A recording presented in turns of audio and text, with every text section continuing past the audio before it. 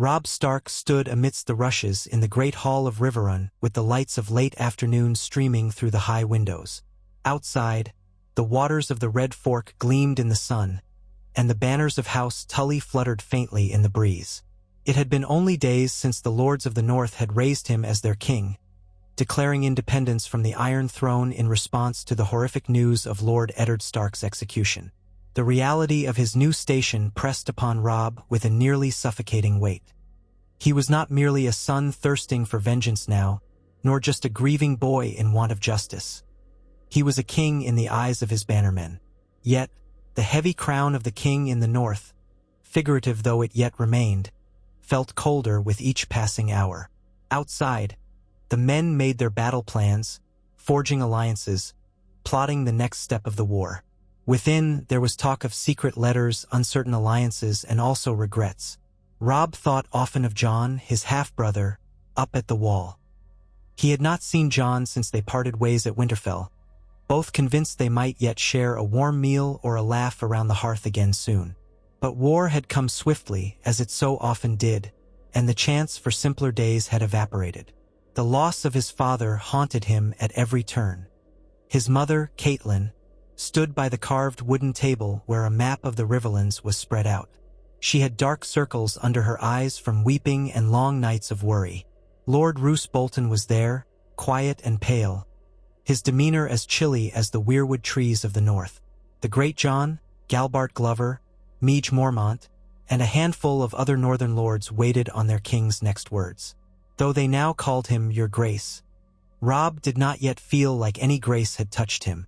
He was weighed by doubt and a swirl of possible courses of action. Still, he could not let those doubts paralyze him.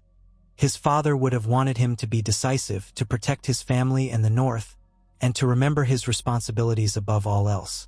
As the men debated the next move against the Lannisters, as the Riverlords gave suggestions on how to strike back at the Iron Throne for what it had done, Robb's mind kept wandering to a new idea.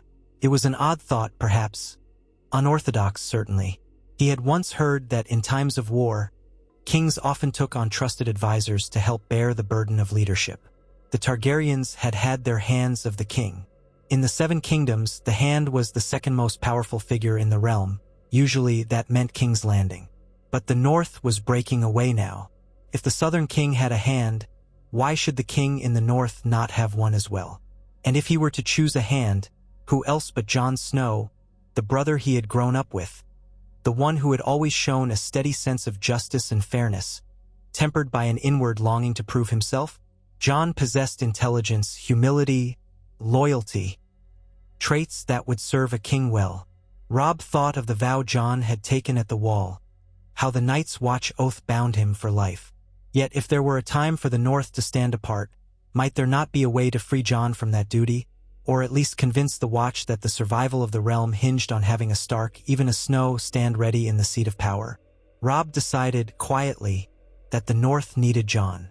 A single day of reflection turned into 2, then 3 while he navigated how best to approach this. Conversations with his mother made her concerns clear. The Night's Watch was sworn to be neutral in the wars of the Seven Kingdoms. To tear Jon away might break some ancient tradition. But tradition was already shattered the moment Ned Stark had been executed in King's Landing, and the moment the bannermen had roared for a king in the North once more. The realm was changing, and perhaps the old ways required adaptation. Catelyn's hesitance, though, did not come solely from worry about the Watch. She was still uncertain of Jon's place, for the ghost of his parentage and the reminder of Ned's infidelity had never truly faded from her mind. Yet the more they spoke, the more Catelyn began to see the sense. Jon would be a balancing figure for Robb, someone who loved the North dearly, who had the Stark look, and who might provide perspective on matters of family and duty. The lords might look askance at a bastard, but Jon's very nature might also appeal to many. He was the proof of Ned Stark's blood, and in a time when the Starks themselves were threatened, any tie to that lineage could rally hearts and swords. It would be up to Robb to persuade both Jon and the Watch, if such a thing were even possible. Thus it happened, quietly and without much fanfare, that Robb sent a rider to the Wall, carrying his letters. He explained the plight of the North, the unspeakable fate that had befallen their father, and his own new station. He expressed his deep desire for Jon to come south. The letter was sealed with the wolf's head sigil, carrying the weight of a new king's command. That letter also contained sincere words of brotherly love.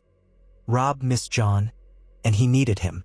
If the Night's Watch refused to release Jon, Robb wrote, he would respect their tradition. But he asked them to consider that winter was coming, and that for the North to stand strong in the face of what lurked beyond the wall, the Watch would need allies in positions of power. If the Starks were to rise again, perhaps it was best that the man wearing the black cloak be part of that circle of leadership. The days trickled into weeks, and in that time, Robb was forced to engage in precarious negotiations and battles. Word reached Riverrun that Jaime Lannister remained a captive, that Tywin Lannister was amassing forces further south, that the Freys were murmuring about alliances and betrothals, and that there was talk of what King Renly and King Stannis might do next. Everything was precarious. In the darkest hours of night, Robb found himself alone in his chambers, the candlelight flickering over the maps of the North and the Riverlands, imagining how different this might be if Jon were here, a calm presence to share in the responsibilities. Then, at last, the Raven arrived. Jon had written back, or rather, the Lord Commander of the Night's Watch had written to inform Robb that Jon had taken his vows. The Night's Watch was sworn to take no part in the wars of the realm. However, the letter concluded, it was the command of the Lord Commander that Jon be granted leave to speak with his brother, given the extraordinary times. A black brother, after all, was permitted to travel, especially if it might secure support for the Watch. In truth, the Watch was struggling, its numbers pitifully few, and the threat of wildlings and more, darker rumors that were whispered among the Black brothers, grew each day. The letter was more diplomatic than Robb had dared hope. The sense was clear. If Jon Snow could leverage his closeness to the new king in the north to better the Watch, perhaps it was a worthwhile exception. It was a crisp morning when Jon Snow arrived at Riverrun. He traveled in the company of a single ranger, who had parted ways just outside the castle walls. Robb went to the courtyard himself to greet his half-brother. Jon had changed in the short time since their departure from Winterfell. He bore the black cloak and had the worn look of a man who had spent many nights on the windswept battlements of the Wall. Ghost was with him, red-eyed and silent at his side. The direwolf's presence turned heads among the castle guard, but none more than Jon's own presence. At the sight of Robb in his leather doublet embroidered with the direwolf sigil, crowned in the gaze of his bannermen and named king, Jon's face was torn between pride and sorrow. They clasped forearms. "Your Grace," Jon said quietly, but Robb gripped him by the shoulders and pulled him into an embrace. "Don't call me that," Robb murmured, voice thick. "Not you." Jon said nothing, only returning the embrace. It was a moment that felt heartbreakingly brief, given all that had transpired. A swirl of emotions passed between the two young men, grown too quickly into roles neither had asked for. The last time they had seen each other, the world was more or less stable. Now they were changed forever, one a king, the other a sworn brother of the Watch. They spoke in private in one of the smaller chambers, with only the close family, Catelyn, and the gray-furred direwolf Grey Wind, for company. Robb told Jon everything he could in the short time they had. The raising of the banners, the battles they had fought, the men they had lost, the capture of the Kingslayer, and the uncertain path that lay ahead. Jon listened intently, letting only occasional flickers of anger or grief pass over his pale features at the mention of their father's death. Then Jon returned the news of the Wall, the rumors of White Walkers that haunted his dreams, the presence of thousands of wildlings gathering beyond the ice, and the creeping sense that something truly ancient had woken in the far north. Catelyn studied Jon carefully, seeing the subtle changes in his demeanor. He was more guarded, more certain of himself, more grown. He still wore a bastard's name, but something about him now carried the weight of Ned Stark's seriousness. If the war had aged Robb prematurely, the Wall had done the same to Jon. He was shaped by duty. When finally Robb broached the subject of naming Jon as his hand in the north, Jon nearly laughed at the absurdity. "I am a man of the Night's Watch," he said. "My place is at the Wall, not in councils deciding the fate of realms. That is for kings and lords, not for a man who wears black." Yet Robb had anticipated that protest. He told Jon he would not press him into any vow that would break his oath. The role he envisioned was no mere political vanity. He wanted Jon to stand at his side to help rule the North itself. War was coming from both ends, South and North, and the North needed a voice that understood the Watch's struggles and the old ways. If the Night's Watch was to endure, it needed the support of the North's new monarchy. And if the North was to endure, it might need the guiding hand of someone who had seen the truth of what lay beyond the wall. This was not just about warring with the Lannisters. This was about the survival of men. Jon wrestled with the idea. He pointed out calmly that he could not break his vows. But if his superiors at the Watch believed that serving as a close advisor to the king in the North would bring them men, supplies, and the necessary alliance, perhaps it was worth the oath's spirit. To defend the realms of men could sometimes mean stepping beyond the literal walls. That was, after all, the entire reason the Watch existed, was it not? Catelyn weighed in. The realm beyond the Neck is far different from the realm your father once knew. The Lannisters will not rest until they crush all who oppose them. We have King Stannis and King Renly claiming the Iron Throne. The Greyjoys murmur of rebellion. There are even rumors of dragon eggs across the sea, or a Targaryen girl raising forces in the east. We need stability, and the Watch needs the North as much as the North needs the Watch. If this arrangement lets both endure, perhaps that is best. Her voice softened. Jon, I know this is unusual, but for your father's sake, for the sake of all we hold dear, we must consider all possibilities. With that appeal to Ned, Jon asked to be given a day to think, to pray, to weigh the matter. He retreated to the Godswood of Riverrun, a far smaller and less haunting place than the one at Winterfell, but still possessed of quiet and the faint presence of something old. Ghost followed him as always, stepping softly over roots and fallen leaves. Jon stared at the heart tree and remembered the heavier silence of the Godswood at Winterfell, where he and Robb had once practiced archery, or run through the snow with direwolf pups at their heels, or just hidden away to talk. He remembered his father's face. Eddard Stark had taught him the values of honor and duty, and that the man who passes the sentence must swing the sword. Duty was the weight of a chain around the shoulders. Jon felt that chain more heavily than ever. Yet was not the Night's Watch vow, at its core, about protecting the realm of men from the dark? If he could do more good as hand to the king in the North, forging alliances, ensuring supplies, and preparing for the war that truly mattered, the one against the threat in the far north, then perhaps that was the best path. It was not a question of ambition or personal desire. It was duty.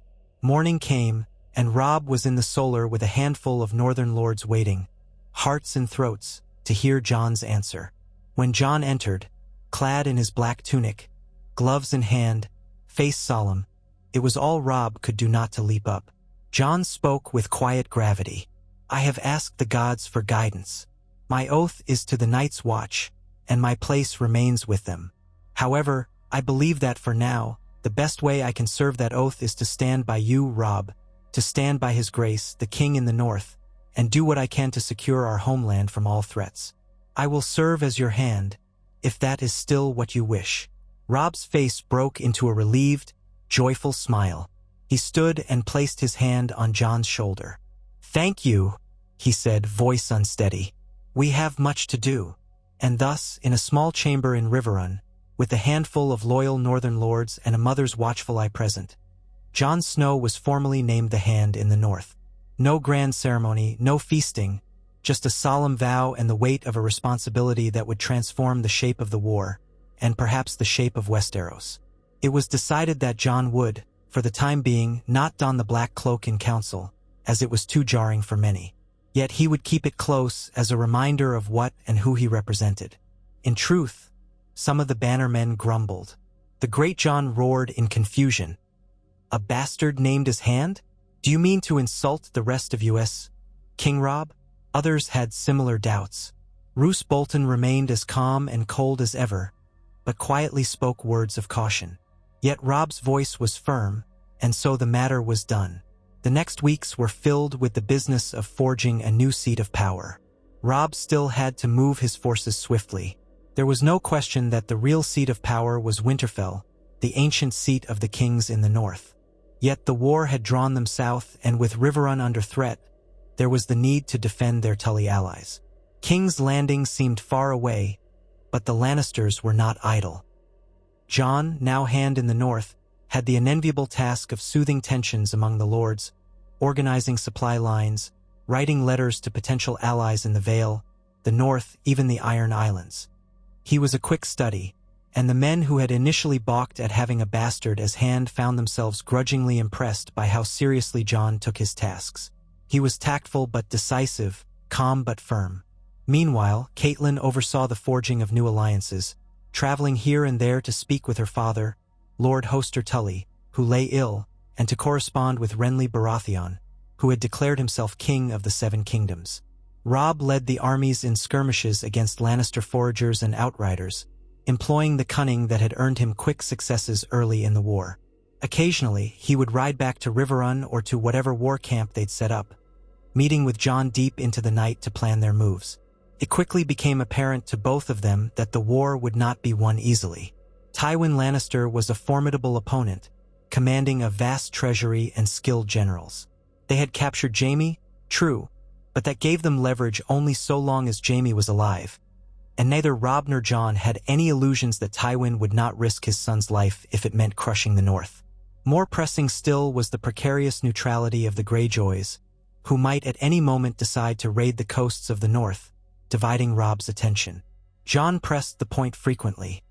If Balon Greyjoy rose again in rebellion, the North would be exposed.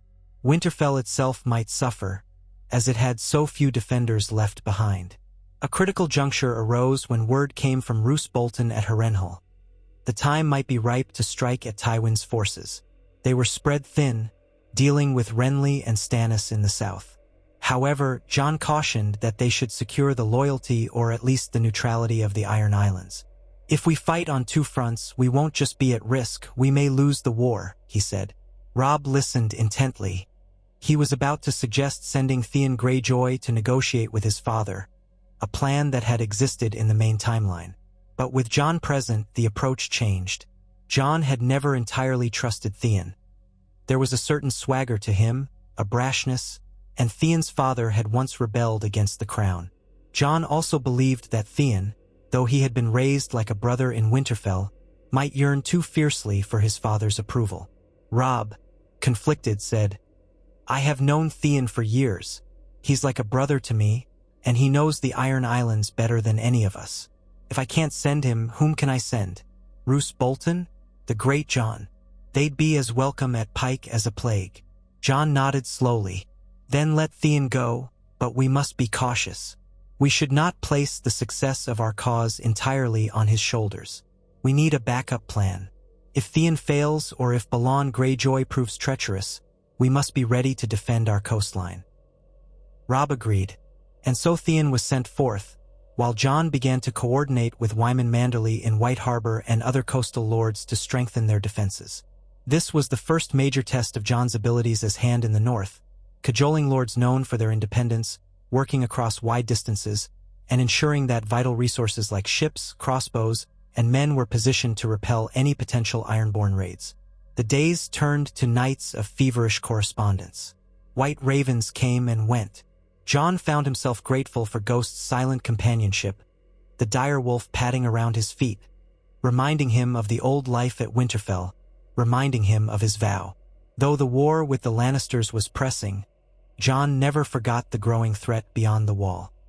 He wrote frequently to the Lord Commander of the Night's Watch, detailing the precarious alliances forming, the possibility of new levies being raised in the north that could be sent to the wall when the war was over, and his own sense that the realm needed to understand that the real war was not over crowns but over survival.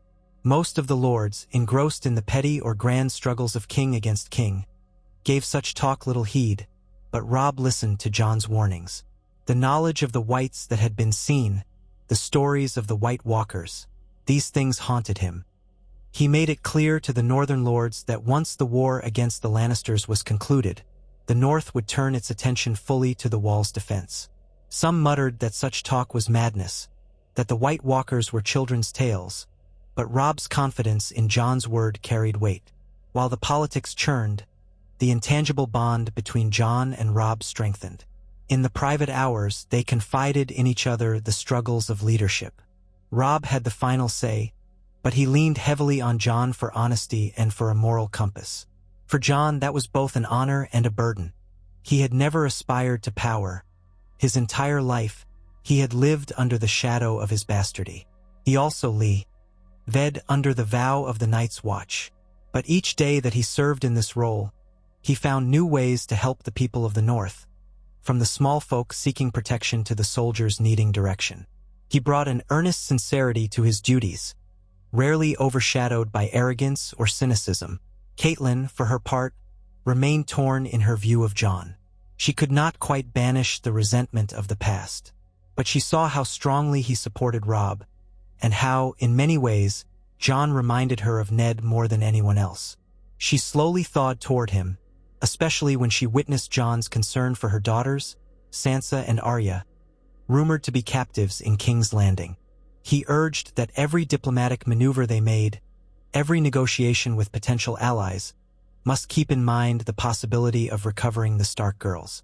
That fierce loyalty touched Catelyn, and though she might never fully accept the boy Ned had brought home, she could acknowledge his steadfastness and care.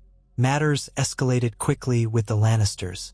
A strategic victory near Oxcross gave Robb the advantage of surprise, and the northern forces drove deep into Lannister territory, sacking minor holds loyal to the Lions. Letters came from King's Landing, from Tyrion Lannister, now serving as Hand of the King for Joffrey, offering prisoner exchanges and subtle threats. Joffrey demanded that the traitor king in the north bend the knee or face the might of the Iron Throne. Robb, of course, refused. Jon advised caution, suspecting that Tywin Lannister was maneuvering behind the scenes. But the threat in the south was overshadowed by an even greater threat in the west. The Greyjoys had indeed risen in rebellion. Theon did not return with good news. In fact, Theon did not return at all, and the next ravens brought word that Moat Cailin had been taken by Ironborn, and that Winterfell itself was threatened. When Robb heard that Winterfell had fallen, he was shattered. It felt like a second betrayal, a second grievous wound to the Stark name. Yet in this timeline, with Jon at his side, the response was more coordinated. Instead of scattering to retake the north in haste, Robb listened to Jon's counsel on how best to approach the Greyjoy threat. Word also reached them that Bran and Rickon were missing, presumed fled or captured. Fury boiled in Robb's veins, but Jon forced him to consider the strategic implications. If the entire northern host broke south, the Lannisters would regroup. If they broke north, the Lannisters might capture Riverrun. They had to split the forces carefully, sending a significant contingent to drive the Ironborn out of the Neck, while still holding off the Lannisters in the Riverlands. A furious debate took place among the northern lords. The Great Jon wanted to march home immediately, some wanted to stay in the Riverlands to complete the campaign against the Lions, and others blamed Robb for trusting Theon. Jon, calm amid the clamor, urged that they must do both, and do so swiftly with cunning. He volunteered to lead a host north to reclaim Winterfell. Let the king in the north continue to press the Lannisters where it hurt, and use their prisoner, Jaime, as leverage to keep Tywin pinned. If all went well, the Ironborn could be driven out, or at least contained, before too much damage was done. Catelyn opposed the plan of splitting the king's forces, but eventually recognized its necessity. Robb agreed to let Jon lead a portion of the army north, along with men loyal to House Manderly, House Serwyn, House Glover, and more.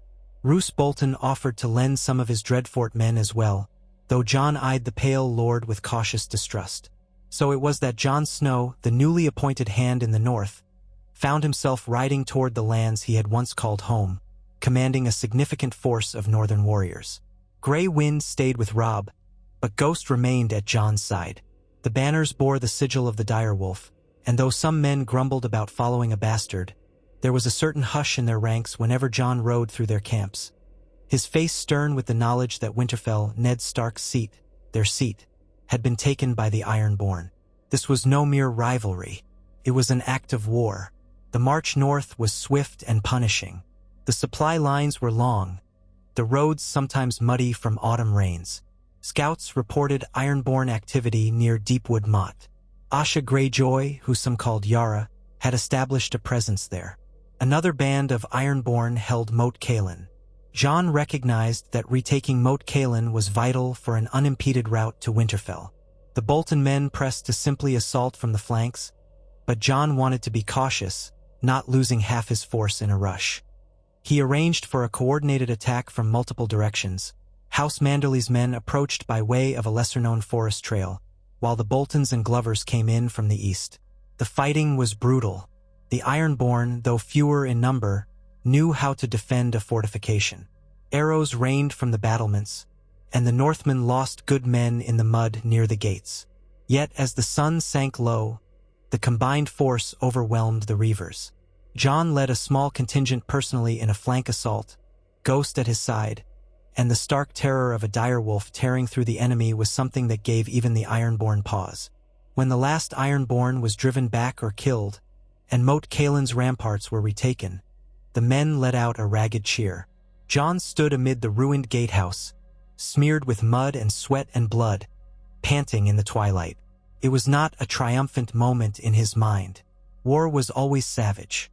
But the men saw him standing there, the bastard-turned hand, leading them to victory. It inspired renewed devotion. From there, the path was open to Winterfell. Along the way, Jon gathered survivors of the Ironborn raids. Small folk from the villages, terrified children who had fled the conquest, and scattered loyalists who had hidden in the forests.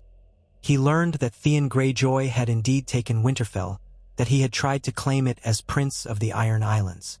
Rumor also spoke of Bran and Rickon Stark being killed, their bodies displayed as a grim trophy. Jon recoiled at that rumor, unwilling to believe it. He remembered his sweet, crippled brother Bran and Rickon with his wild temper. Could Theon have truly been so monstrous? Jon clung to the hope that the rumors were false. When at last Jon's host reached the outskirts of Winterfell, the castle itself was found almost deserted. Smoke curled from collapsed roofs. Theon's men had gone, leaving the once proud seat of House Stark a half-ruin. Searching the grounds, Jon felt his heart sink with each blackened stone. The corpses of castle guards lay near the gates, stiff and already rotting, crows picking at their eyes. The stables were a mess of straw and ashes. The great hall's doors hung loose on their hinges, battered by axes. The words of House Stark, "Winter is coming," echoed in Jon's mind with grim finality. He and his men spread through the castle, searching for survivors. They found a handful. An old stable boy who could barely speak through his sobs, Hodder locked in a storeroom, trembling but alive, and a few frightened women. Of Bran and Rickon, there was no certain sign, only the rumor that Theon had displayed 2 charred bodies that might have belonged to them. Maester Luwin's corpse was found near the heart tree, with a spear wound in his side. In his last moments, he had apparently tried to help whomever he could. Rage and grief warred within Jon. He walked the courtyards, remembering how once he had sparred here with Robb, how the snows had drifted in the corners in winter, how the warmth of the kitchens had always drawn them in for fresh bread. Now it was rubble. Whatever Theon had done, it was beyond forgiveness. And yet Theon was nowhere to be found. The people said that Ramsay Snow, Roose Bolton's bastard, had helped retake Winterfell from Theon, only to commit atrocities of his own, then vanish.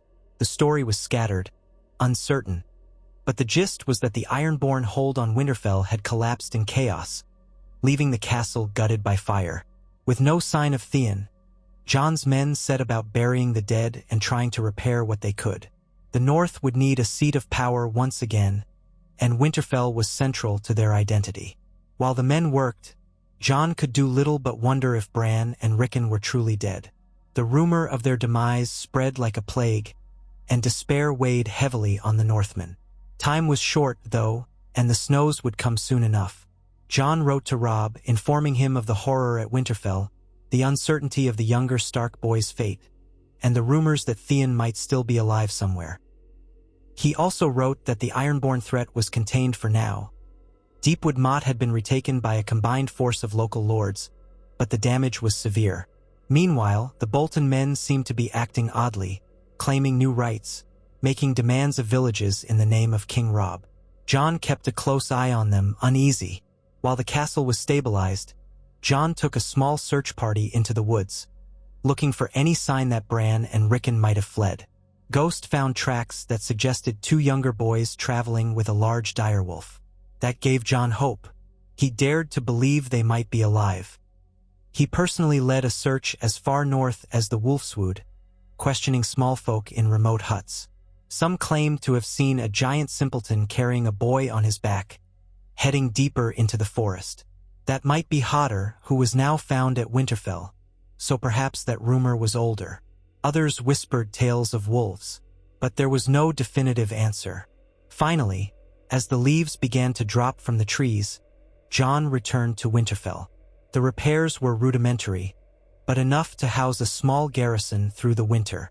The rest of his force he split among the key northern holdings that needed protection: Barrowton, Torrens Square, even White Harbor.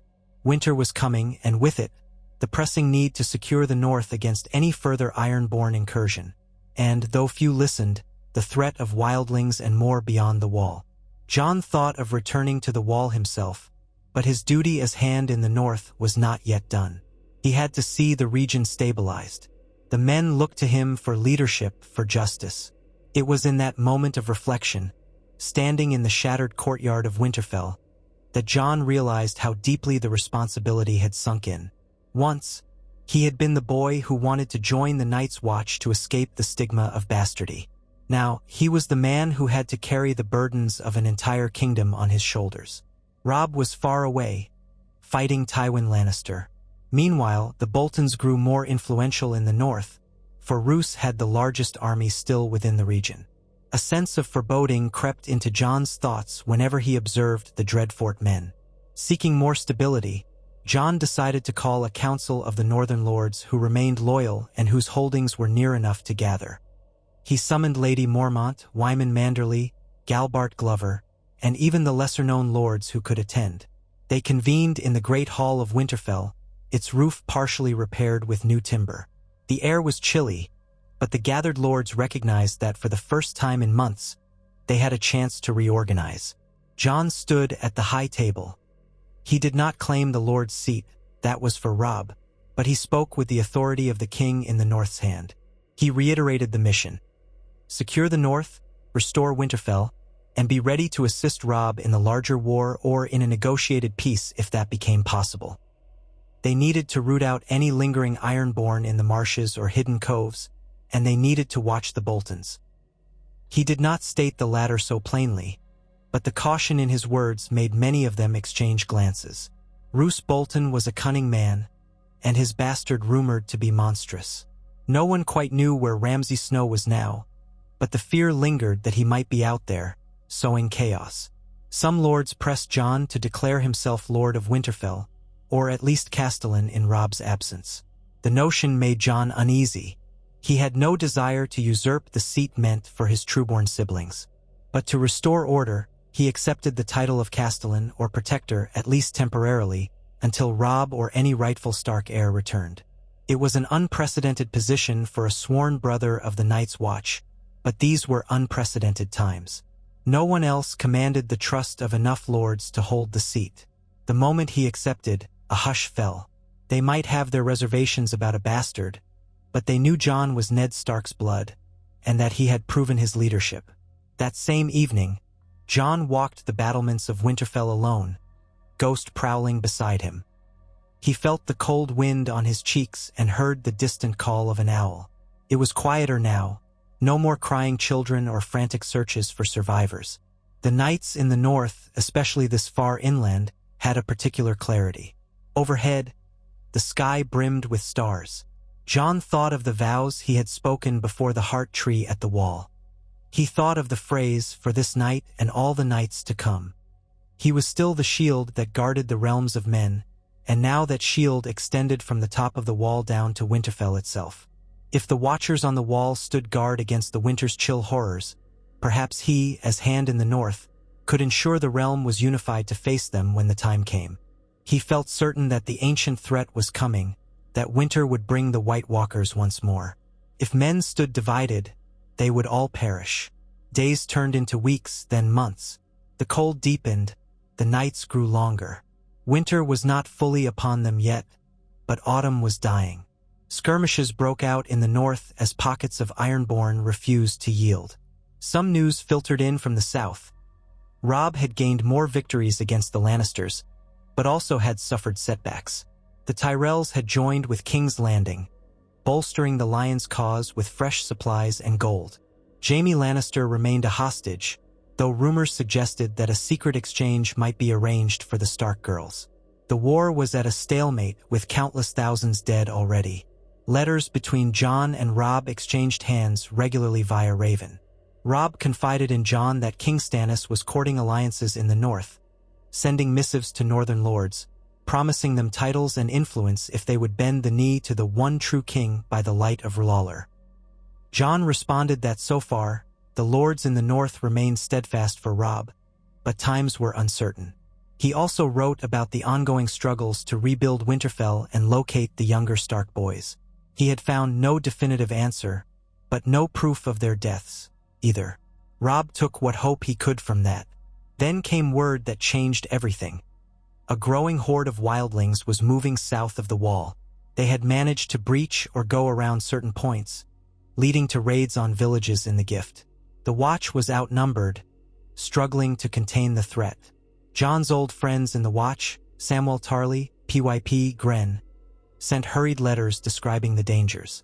Mance Rayder, the self-styled king beyond the wall, had united all the wildling tribes under a single banner, seeking refuge from something dark.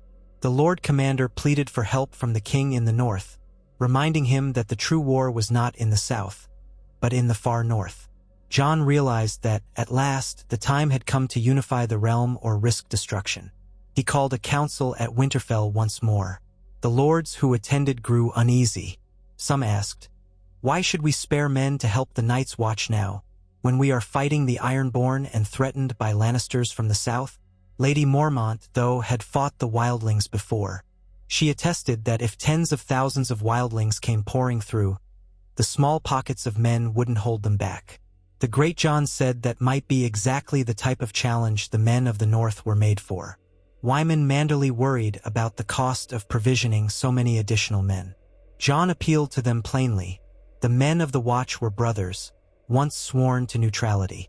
"I was one of them, and in my heart I remain so," he said. "We need them and they need us. If the wildlings break through, they will not stop at the new Gift. They will come down into our villages. They will set fire to our homes.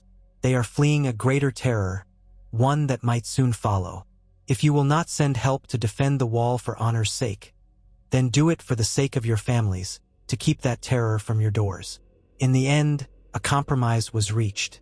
A portion of the North's forces, those not essential for guarding the key keeps and strongholds, would march to the wall under Jon's command to reinforce the Night's Watch. Winterfell would remain the seat of power, holding a garrison to maintain order, while the other lords continued to patrol the roads against any leftover Ironborn or banditry. They would await word from Robb, but in the meantime, the immediate crisis demanded action. Jon prepared to ride north once more, this time truly north, beyond Winterfell, beyond the last hearth to the towering wall of ice. For the first time since he had left to parley with Robb, he would return to the Watch in force.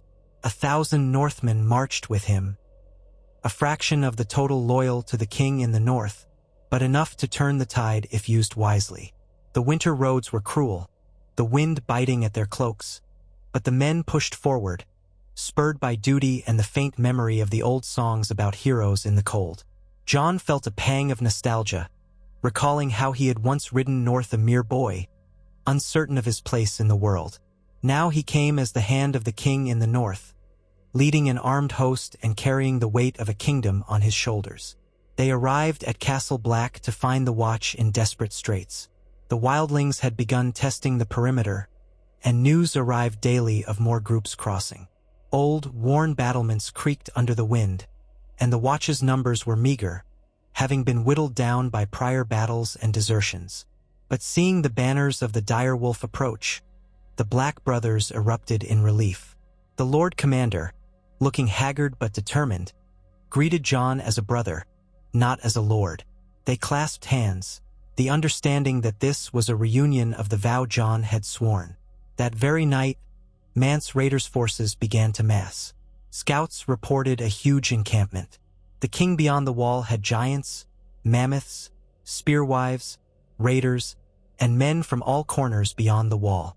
They were not a disciplined army, but they were many, and desperation drove them. The Lord Commander convened a war council, where Jon and the leading officers of the Watch planned the defense. With the reinforcements from the north, they might have a chance to hold the wall. However, this was no simple stand. Mance had cunning.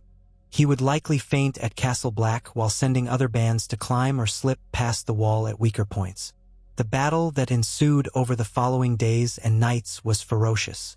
Torches lit the base of the wall as wildlings tried to scale it. War horns sounded in the darkness. Jon fought side by side with the Black brothers, remembering his training from the days before all the titles and burdens. His sword flashed in the torchlight, and Ghost darted among the attackers, a silent white shadow. Many wildlings fell, but many more kept coming. The giants were real, monstrous forms that battered the gates with logs. Arrows rained from the battlements. The northern troops, used to harsh conditions, proved invaluable, manning the defenses, repelling each assault with grim resolve. Amid the chaos, Jon found himself face to face with Tormund Giantsbane, the wildling leader with a booming laugh and a fierce presence. They fought briefly, steel clashing. But when Tormund was disarmed, Jon did not strike the killing blow. Instead, he offered a chance for peace. Tormund looked at him with a strange mixture of scorn and curiosity. Peace? In the midst of a war for survival? Yet Tormund eventually yielded, bound by the knowledge that Mance Rayder's main aim was to lead his people to safety, away from the threat that stirred in the darkest corners beyond the wall. As the nights wore on, it became clear that both sides were exhausted. The wildlings could not breach the wall fully without unacceptable losses. The Watch and the Northmen could not easily rout Mance's entire horde. And looming over them all was the knowledge that something else might come, something that would not be swayed by swords or politics. At a parley near the base of the wall, Jon and the Lord Commander met Mance Rayder. The king beyond the wall spoke plainly. He wanted to lead his people south because the White Walkers were on the move. He had seen them. He had lost men to them. If the people of the Seven Kingdoms would not allow them through, then they would fight to the death or become a new army for the White Walkers as whites. It was a grim ultimatum. In a scenario unthinkable months ago, Jon negotiated terms. With the backing of the Lord Commander and the presence of thousands of Northmen behind him, Jon said that if the wildlings agreed to lay down arms and accept a measure of order, they would be allowed to cross into certain regions along the Gift, where they could settle under watchful eyes, so long as they pledged not to raid or harm the small folk. Mance was skeptical, as were many of his followers. They distrusted the Kneelers, the Crows, but desperation had a way of forging impossible alliances. Word of this truce spread quickly, shocking Black brothers and wildlings alike. Some refused to accept it, continuing to fight or raid, but enough followed Mance's lead that the bulk of the horde began crossing through designated areas. The watchers on the wall stood guard, ensuring no major trouble. The Northmen provided what rations they could spare. It was no joyous union, but it was better than slaughter. In the midst of all this, Jon felt an odd sense of relief. Perhaps for the first time, he had done something that transcended the petty battles for crowns. He had taken a step, risky and uncertain, yes, to unify humanity against a greater threat. It was in line with everything he believed the Night's Watch vow to mean.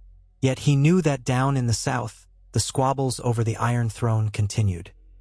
Tywin Lannister, Stannis Baratheon, Renly, if he still lived at this point, and the Tyrells, none of them cared much for the wildlings, nor did they believe in White Walkers. The real war had barely begun. Ravens carried messages to and fro. Robb Stark sent his shocked admiration for the arrangement, but also indicated that the Southern War had taken a turn. There was a possibility of a deal with the Lannisters, or at least a cessation of hostilities, if Jaime and Sansa were returned. The realm was in flux. Meanwhile, the North, battered by Ironborn raids, the sacking of Winterfell, and the newly arrived wildlings, was at its limits. But Jon's leadership at the wall, along with the Black brothers, prevented an immediate catastrophe. Snow began to fall in earnest. The fields near Castle Black turned white. The wildlings huddled in makeshift camps, uncertain about their future. Tensions ran high. Fights broke out over stolen goods or perceived slights. Jon constantly had to dispatch men to quell disturbances. But if the alternative was all-out war, then an uneasy peace would have to do. As a hush fell over the land, as the armies paused for winter, the question loomed. What next? Robb wrote that he was considering a return north, to see Winterfell restored and to meet with Jon about how to face the deeper threats. The Lannisters had begun to sense that the cost of continued war in the Riverlands might be too high, especially with Stannis gathering strength.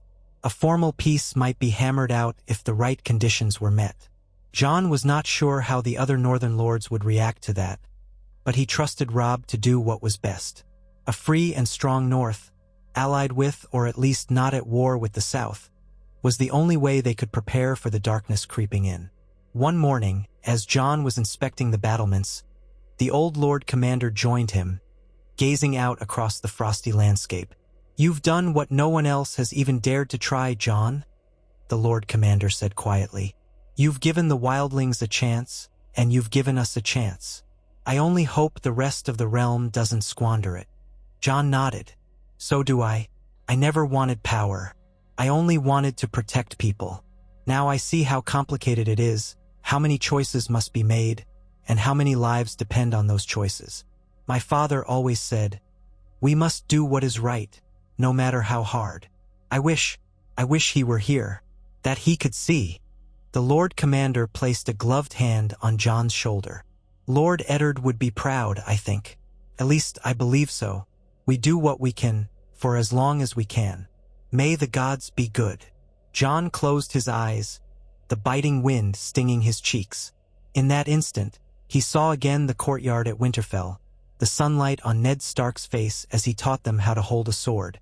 He pictured Robb, Theon, and himself, all younger, laughing as they toppled into a snowbank.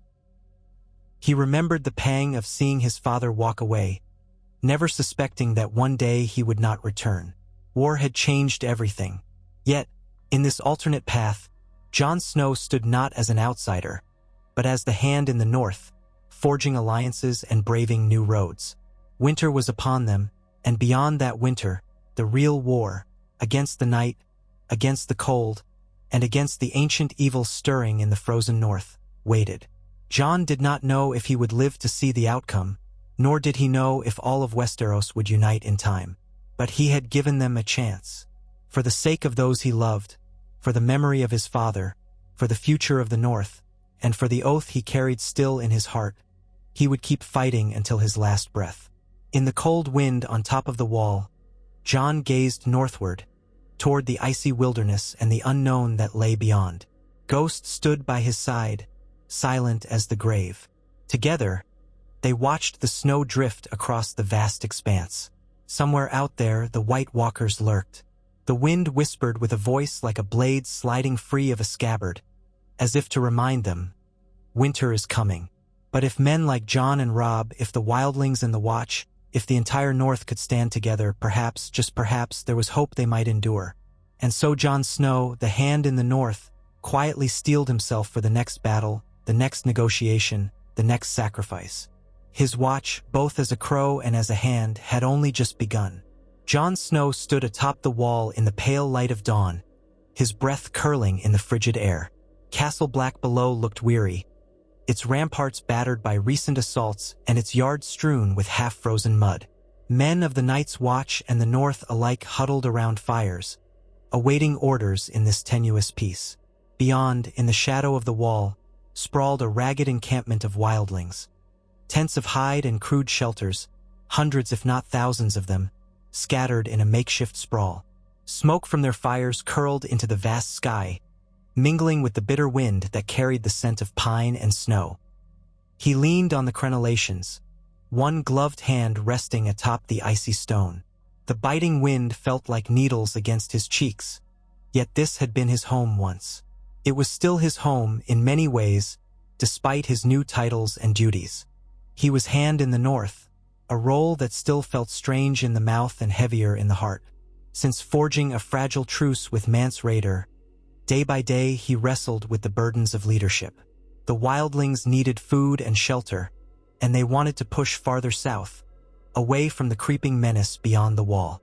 The Black Brothers and the Northern soldiers were wary at best, outright hostile at worst.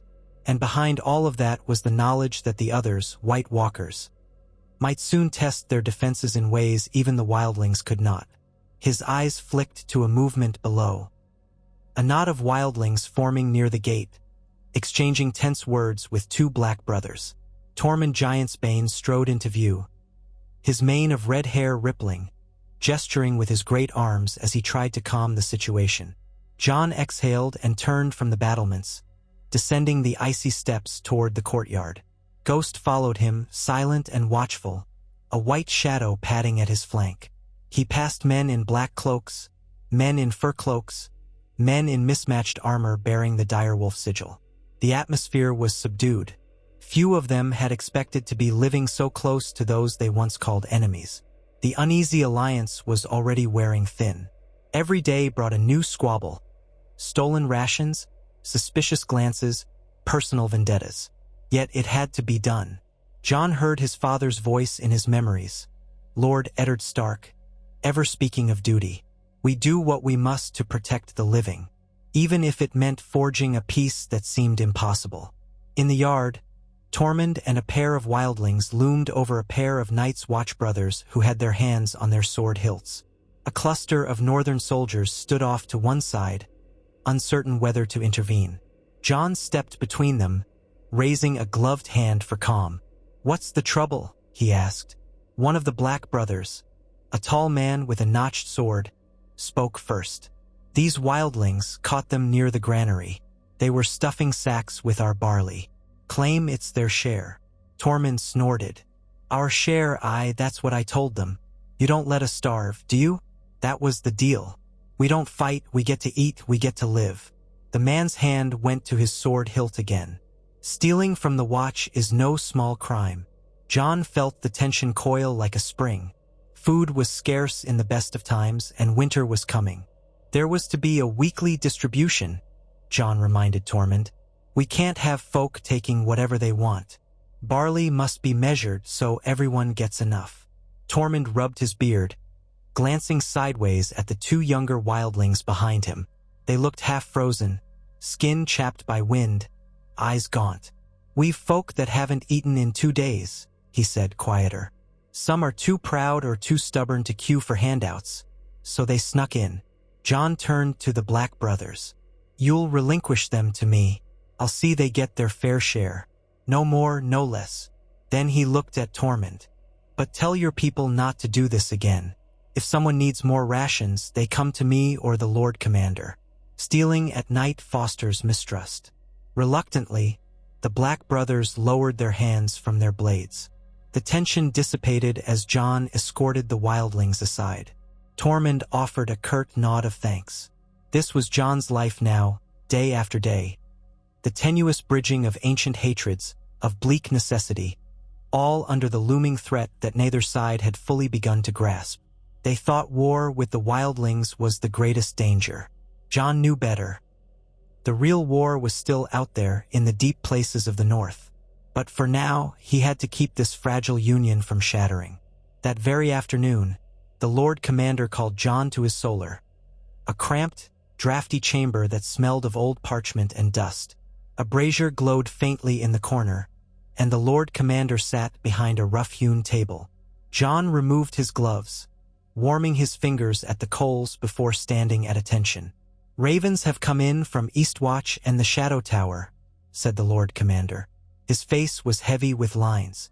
"Reports of smaller wildling bands trying to slip around the edges of the wall. They're not all with Mance, or if they are, they haven't heard of his truce. And then there are other sightings, things the scouts can't quite describe. Moving shapes in the night. Dead men walking." Jon's blood ran colder. He recalled the horrifying tales Sam had told of White Walkers returning, whites rising from the dead. "Are the outposts prepared?" he asked. The Lord Commander drummed his fingers on the table. As prepared as they can be. They need reinforcements, but we have scarcely enough men. Even with the Northmen here, we're stretched thin defending Castle Black. Jon nodded. If these sightings are real, we need more than just the watch. We may need the entire north at our backs. He paused. Have there been any letters from King Robb about further reinforcements or even alliances from the south? Not lately. My last raven from Riverrun said your brother was close to forging a truce with the Lannisters, in hopes of trading Jaime Lannister for your sisters. But the fighting continues in pockets across the Riverlands. It could be months yet before there's any resolution. Jon inhaled slowly. Then we must do what we can on our own. I'll speak to Tormund and Mance. If the White Walkers are truly stirring, the wildlings have as much to fear as we do. Perhaps we can persuade them to help fortify Eastwatch or the Shadow Tower. With more eyes on the perimeter, we might keep them from slipping through. The Lord Commander nodded, though a flicker of doubt crossed his eyes. They might well say yes, or they might vanish in the night, crossing wherever the wall's unwatched. We're relying on them to keep their word. Wildlings who've lived free beyond the wall all their days. Jon lifted his chin. We have few choices. Better some measure of trust than none at all. I'll go to them soon. But, he hesitated. There's something else. The older man steepled his fingers. Speak. Jon collected his thoughts.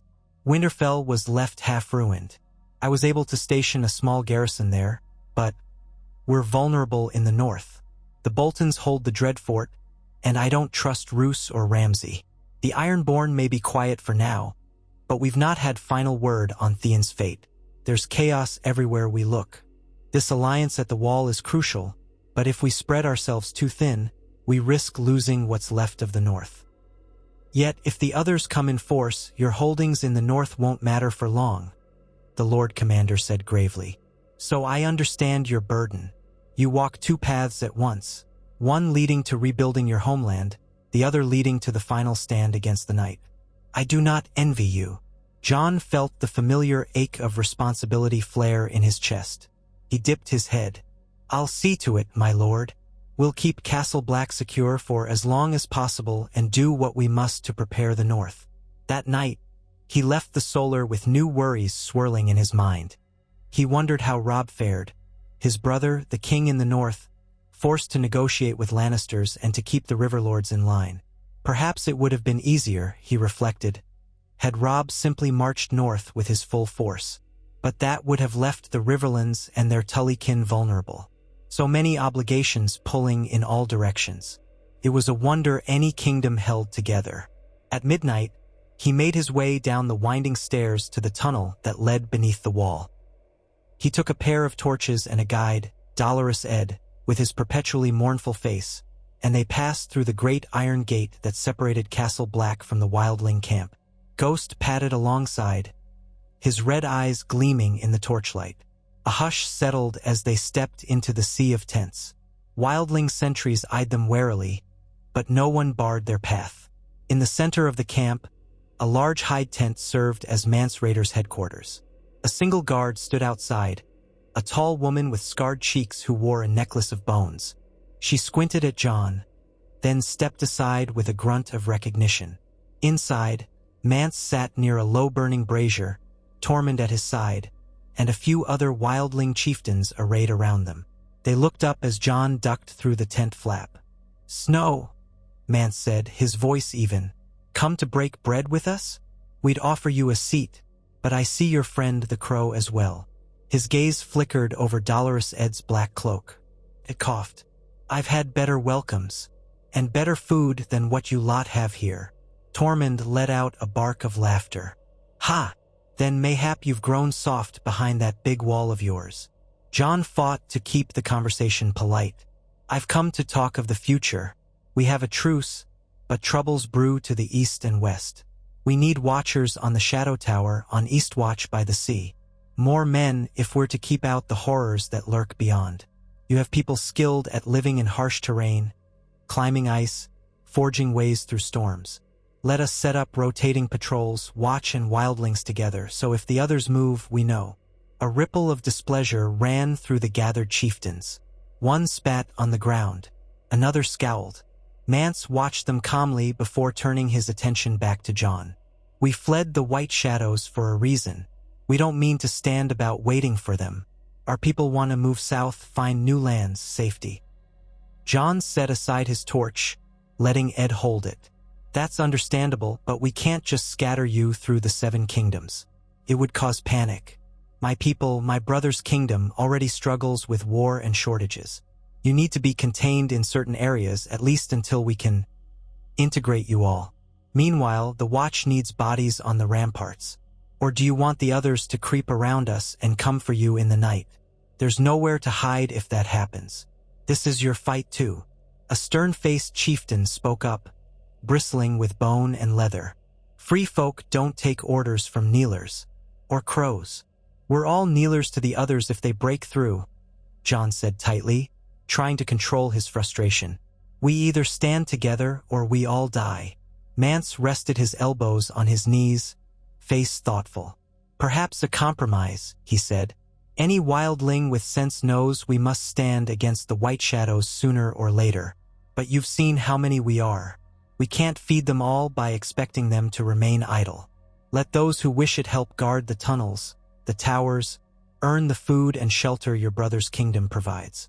The rest, families, children, the old, must continue south. Further than the gift." Jon swallowed. "I can't just open the entire north to you without caution. Even the gift is a compromise. But, yes, some small groups might move deeper, guided by my men. Under watch. We can't have wildlings raiding farmland. You'll need to respect the laws of the realm." A tense silence hovered. Mance glanced at Tormund, who shrugged and said, "If we can't raid, we'll have to hunt, or fish the rivers, or beg like crows. A sorry day that is." "Better to beg than to burn," said Jon, the words sharper than he intended. He pressed on. "The last thing any of us needs is conflict between wildlings and the people of the north, especially with winter looming. I can speak to the northern lords who remain near Winterfell, try to arrange for some measure of land or resources, but that will only hold if your folk don't. Steal or kill for what they want." Mance exhaled. Weariness etched into his face. "I will do our best, but we're not one single tribe. There are many clans, many rivalries. If some break the rules, don't blame us all." "I understand." Jon turned his gaze around the tent. "We'll draw up a plan. We'll station a rotating force of wildlings at Eastwatch and the Shadow Tower, joint patrols. That should be enough to keep watch. But if the others come, we send ravens, we gather what men we can. Until then, we do our best not to kill each other." He expected more resistance, but the wildlings seemed exhausted. They had come so far, lost so many, and realized that if they defied the Watch openly, they might starve in the winter snows. And if the White Walkers arrived, no one was safe. After more discussion, many began to drift from the tent, muttering or stomping out into the cold. Mance looked after them, then turned back to Jon. "You've become quite the leader," Mance said quietly, a half-smile on his lips. "Eddard Stark's bastard," they said. "But you speak with more sense than half the so-called High Lords I've met south of the Wall." Jon felt a flicker of gratitude and sadness at the mention of his father. "I only do what's necessary, nothing more." Mance nodded. "That's what makes a good king, or a good hand to one." Jon had no reply. He gave a small bow, then took his leave, stepping out into the night. The cold air felt sharper than before, or perhaps it was just the heaviness of the negotiations weighing on him. Ed moved closer, huddling for warmth. Together, they made their way back to the tunnel, weaving between tents, stepping over half-frozen puddles. Ghost padded silently behind them, watchful and alert. Near the edge of the camp, Jon noticed a figure leaning against a half-collapsed fence post. The figure was short and slight, wrapped in furs, and wore a bone-carved talisman around her neck. As Jon and Ed passed, she lifted her face. She had bright blue eyes, and her cheeks were reddened from the cold. Something about her stance told Jon she was no ordinary refugee. She approached, a cautious set to her shoulders. "You're the Stark bastard?" Jon bristled. "I'm Jon Snow. And you are." She studied him, face unreadable. "They call me Rowan. My clan was from the Frostfangs. We lost everything. Some say you've offered land, but the crows won't allow us to roam free. Is that so?" Ed gave a weary sigh. We crows frown on murder, kidnapping, burning, that sort of thing. Apologies if that gets in your way." "Ed," Jon murmured, cutting him off. Then to Rowan he said, "We mean to find a peaceful way forward. You'll have enough to eat, places to stay. But you must follow the laws of the North." Rowan snorted softly. "Laws of the North, like Kneelers. We've known only freedom. But perhaps freedom is worth less than life when the dead walk." Her eyes shifted toward Ghost. The dire wolf stood with ears pricked, not threatening, but still a fearsome sight. "Some say you're no true Kneeler, you being part wolf yourself." Jon suppressed a flicker of surprise. Superstition ran deep among the free folk, and rumor took on a life of its own. "I'm as much a man as anyone," he said. "But yes, I have a dire wolf." She moved closer, Ghost letting out a low rumble. She paused and lowered her gaze slightly, acknowledging the direwolf's discomfort. "You're not like the others. If your promises hold, my people will come quietly. If not," she shrugged, a gesture heavy with meaning. Jon sighed. "I understand. Do your best to keep the peace.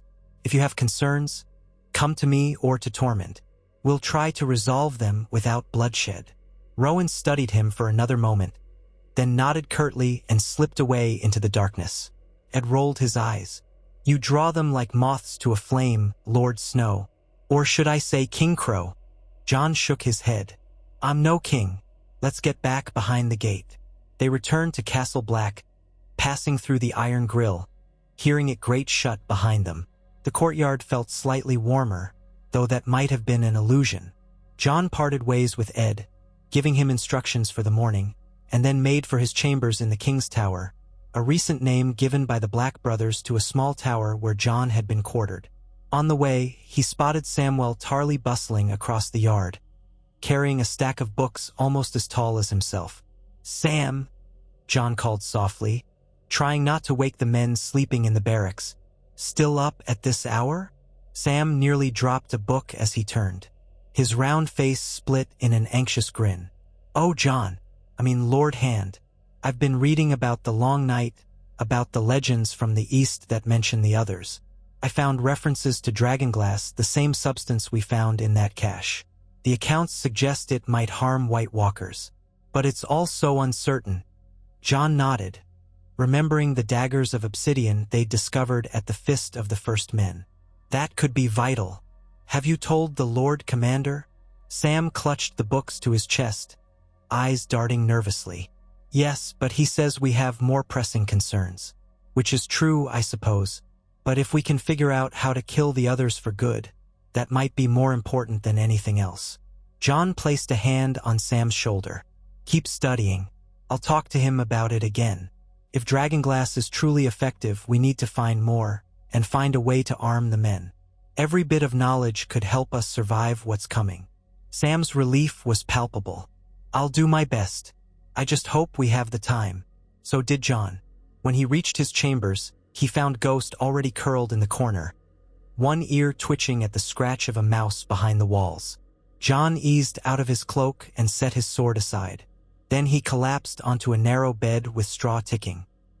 Despite the late hour, sleep did not come easily. His mind churned with thoughts of obsidian daggers, endless negotiations, and the cold, blue stare of an enemy that might descend at any moment. Morning brought the squeal of the winch lifts and a fresh swirl of cinders from the kitchens. Jon rose, donned his cloak, and stepped into the yard. Clouds hung low and thick, promising more snow. The day's tasks lay before him like a daunting ledger. Overseeing the next ration distribution, consulting with the Lord Commander, writing ravens to Winterfell and to Robb, persuading Mance to select volunteers for Eastwatch. Part of him yearned for simpler duties, the straightforward life of a Black brother. But that was gone forever. He was halfway across the yard when a voice hailed him. It was Gilly, the young woman Sam had helped rescue from Craster's Keep. She carried a wide-eyed infant bundled against the cold. "Good morning, Lord Snow," she said, bobbing an awkward curtsy. "Sam said you'd be out here soon." John gave her a kind smile. "Morning. How is the babe?" She looked down at the child.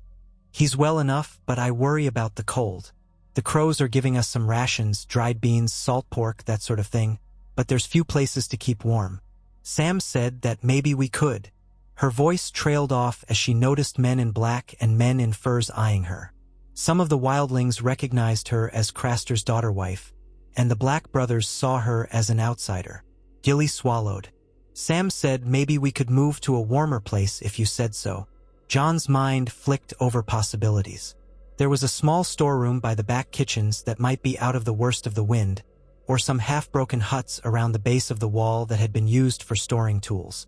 "I'll see it done," he said gently. "We can't have the child freezing. I'll speak with the steward about some better quarters for you." Gilly's shoulders sagged in relief. "Thank you. You're too kind." John managed a faint smile.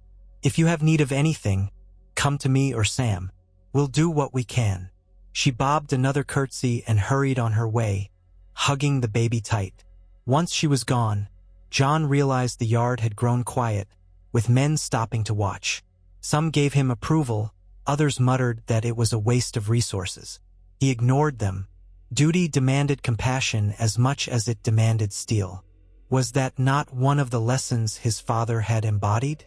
When he reached the old sept in the corner of the compound, unused save for a few southern brothers, he found Tormund waiting for him, picking his teeth with the tip of a broken arrow.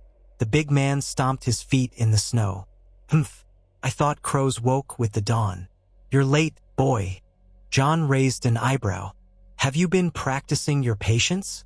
Tormund barked a laugh. "A man only practices what he needs, and I've never needed patience. Come, we're to see the Lord Commander about posting some of my men to Eastwatch. I've got 10 who volunteered, mostly because they think they'll see the sea for the first time. But it's a start." Together they headed inside. The tower of the Lord Commander was cramped, the interior walls of old wood covered with fading maps. They found the Lord Commander in discussion with 2 of his senior officers, who shifted uncomfortably when Tormund entered, as if expecting him to sprout fangs. The conversation that followed was tense. The watchmen wanted hostages to guarantee good behavior. Tormund bristled at the notion. John tried to navigate a middle path, suggesting that the volunteers' families remain in the gift, supervised by Black brothers.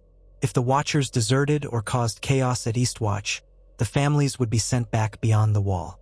"Harsh terms," Tormund growled, "but better than open war," so it was agreed. By midday, a band of 10 wildlings, led by a wiry man called Har the Climber, departed eastward, accompanied by 15 Black brothers. John wished them luck, though in truth he suspected luck might not be enough against what lurked in the frosty wilderness. Another group would soon ride for the Shadow Tower. Slowly, step by step, the alliance was becoming real, albeit fragile. With that matter settled, John returned to his daily tasks, distributing rations, mediating more arguments.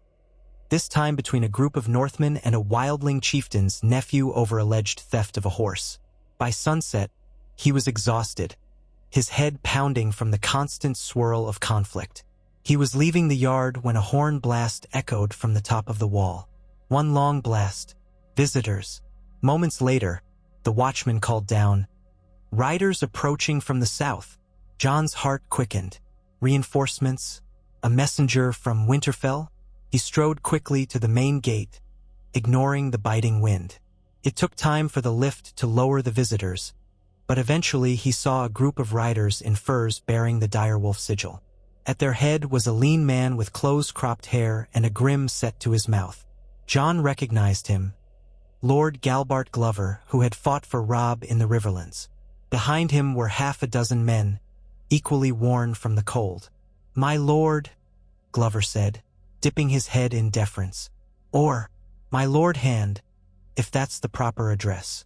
He gave a small, wry grin. "We've come from Winterfell with news." John ushered them inside, away from the swirling flakes. The men dismounted in the courtyard, stamping their feet. Stable hands came to guide the horses away while Glover and his companions shook off the snow.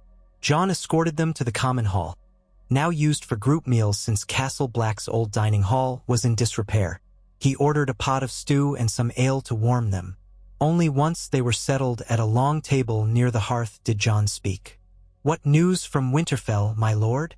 Glover took a gulp of the hot stew before answering. "The snows grow heavier around Moat Cailin, but no new Ironborn sightings. Lady Mormont helped drive off a raiding party near Deepwood Motte. The Dreadfort men are patrolling the eastern roads. Seems we've no more threat from Balon Greyjoy for the moment." He paused, eyes flicking to Jon. "But we have other problems." Jon's stomach twisted. "The Boltons?" The Lord exhaled. "Roose remains outwardly loyal to your brother, as do most northern lords. Yet the bastard Ramsay has been spotted near the coast, rounding up small folk and pressing them for taxes. The man's a horror, stories of flayings, hunts of men. None can confirm them for certain, but the rumors are widespread. Morale among the Northmen is low. Winterfell itself stands half-ruined, though our men do what they can to shore it up." Jon remembered the blackened timbers, the collapsed towers, the seat of House Stark in tatters, left behind when he marched with men to the wall. Part of him wanted to ride back at once, gather the lords, and put an end to Ramsay's cruelties. But the wall needed him too. "Is there no one who can bring Ramsay to heel?" he asked, voice tight. Glover shook his head. "He's slippery, appears and disappears, leaving only fear behind. Roose claims ignorance, or that Ramsay's activities are unauthorized. Yet no one believes him. Robb is in the south, and that leaves you, my lord, as the best hope to unify the north." A heavy silence fell. Jon felt his pulse in his ears. He was torn in half. The realm needed him here, to keep the wildlings from rioting and to prepare for the others. But if Ramsay continued terrorizing the north unopposed, their homeland would never truly recover. And if the northern smallfolk lost faith in House Stark, how many would shift allegiance to the Boltons or break away altogether? He took a slow breath. "I might be able to send some men south to help fortify Winterfell and put a stop to Bolton aggression. But I cannot leave Castle Black undefended. The wildlings are only half tamed, and the White Walkers could come at any time." Glover nodded grimly. "I understand, but winter is nearly upon us. Soon the roads will be impassable. If we wait, Ramsay will have more time to spread terror." Jon's mind raced through the possibilities. He had already dispatched a portion of the northern force to Eastwatch, while others guarded the newly established wildling settlements in the Gift. That left only a fraction under his direct command at Castle Black. "How many men do you bring?" he asked. "Only 50. We couldn't spare more. Not without leaving Winterfell vulnerable to bandits. Not enough to face Ramsay's men if they were numerous." Jon drummed his fingers on the table. "Here's what we'll do. Gather volunteers from the men here, perhaps a few hundred. Put a trusted officer in command, someone who understands the threat from the wildlings but also can handle the Bolton menace. They'll march to Winterfell at once to support the garrison, escort more provisions if they can. In the meantime, I remain here to keep the peace with Mance Rayder and watch for the others." Glover inclined his head. "That's a start. But do you trust the officer you choose not to run off chasing Ramsay on his own? If the Boltons are cunning, they could ambush your men in the wintry forests." Jon's jaw tightened. "We'd rely on local guides and scouts. If the Boltons are truly sworn to House Stark, they should not oppose an armed force traveling under the Direwolf banner, unless they mean open rebellion." The two men exchanged a tense look, acknowledging that if it came to open conflict between Starks and Boltons, the North might tear itself apart just when it needed unity most. "We'll do our best," Jon said quietly. "Once the snow's clear enough for ravens to pass easily, I'll send word to Robb. If he's on the cusp of a truce with the Lannisters, perhaps he can spare more men for the North." They spoke long into the evening, discussing which roads remained safe, which smaller keeps might offer refuge, and which routes Ramsay might be prowling. By the time they parted, The stew had gone cold, and the cinders in the hearth glowed faintly amid the ashes. Jon escorted Glover's party to the guest chambers, then returned to his tower, drained. Morning found him in deep discussion with the Lord Commander and a few loyal officers, along with a sprinkling of northern bannermen who had followed him to the wall. They decided that a trusted Northman, Ser Ronald Slate, would lead a contingent of 300 men to reinforce Winterfell. Ser Ronald had shown level-headedness in prior battles, and had no personal vendetta against the Boltons. The mission: secure the keep, protect the small folk from Ramsay's predations, and maintain the peace until Robb could settle matters decisively. Soon, the courtyard bustled with men preparing for departure. Wagons rattled as they loaded tents, supplies, and a small store of weapons. Horses whickered, stamping at the cold ground. Jon walked among them, giving instructions, ensuring each detachment had a reliable scout. Glover spoke quietly with Ser Ronald, exchanging local knowledge of the roads. The mood was grim. War-weary men faced another possible conflict within their own homeland. As they readied to ride, Jon clasped Ser Ronald's forearm. "Take care of Winterfell," he said, voice low. "We've lost too much already. She's the heart of the North." Ser Ronald nodded solemnly. "I'll do what I can, Lord Hand, for House Stark and for all the North." With that, the riders set forth, the gate grinding open to reveal a gray and windswept plain. Snow drifted in small flurries. Jon stood at the gate until the last man vanished into the white haze, wishing he could ride with them, though he knew his duty chained him here. Days slid into weeks, the wind howling louder, snow piling against the walls. The fragile settlement at the base of the wall took shape. Groups of wildlings built sturdier shelters from logs, guided by the Black Brothers. Occasional skirmishes still broke out, but fewer than before. A small improvement, though the tension never disappeared. When the wildlings looked at the Black Brothers, they saw old oppressors. When the Black Brothers looked at the wildlings, they saw raiders. But they all feared the cold and the dark to come. From the south, few ravens arrived. The storms grew worse, interfering with flight. The Lord Commander tapped his fingers anxiously on the table each day, waiting for news. Jon likewise felt the weight of ignorance. Had Robb found a truce with the Lannisters? Were Sansa and Arya still held captive? What of Catelyn or the Riverlands? No word. Each passing day reminded him how tenuous their hold on order was. Sometimes he would climb the steps to the top of the wall, ignoring the pain in his calves, just to look out upon the endless expanse of white. The wind tore at his hair and cloak. Ghost usually remained below, too cold and slippery for even a direwolf. From that vantage, Jon saw the wildling encampments spread out on one side, and on the other pure desolation. Ice and rock and snowy plains stretching to a horizon that seemed to vanish into swirling gray skies.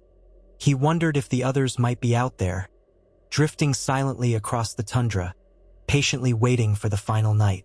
At those times, it felt almost hopeless. The free folk were but a fraction of the strength the North might need to repel an army of the dead. The southern kingdoms had their own wars, their own kings. The war with the Lannisters had drawn on so long that the realm was battered. Would they even respond to calls for help if White Walkers marched on the north? Or would they dismiss it as rumor and folly? Still, he refused to surrender to despair. If the Night's Watch's ancient vow meant anything, it was that so long as a single man remained, the wall would stand. Jon told himself that over and over on dark nights when sleep would not come. In the midst of this tense quiet, one evening saw an unexpected visitor. A horn blast came from the top of the wall. One short blast, rider from the south. Jon stood with the Lord Commander in the courtyard, waiting as the lift lowered a single figure on horseback. The horse looked half dead from cold, foam crusting its muzzle. Its rider wore a heavy cloak of sable, trimmed with white fur. As the rider dismounted, Jon's breath caught. "Mother?" he whispered, hardly believing his own eyes. For it was Catelyn Stark, her face windburned, her hair pinned beneath a hood. She stood on unsteady legs, looking around the bleak courtyard, as though uncertain where she was. "John," she managed, her voice hoarse with cold. She took a step and nearly stumbled. John rushed forward, catching her by the arm. "My lady," he said, using the formal address out of reflex. But then he saw the lines of exhaustion on her face, the sorrow etched into every crease. Though they had never been close, her resentment toward him had always lingered.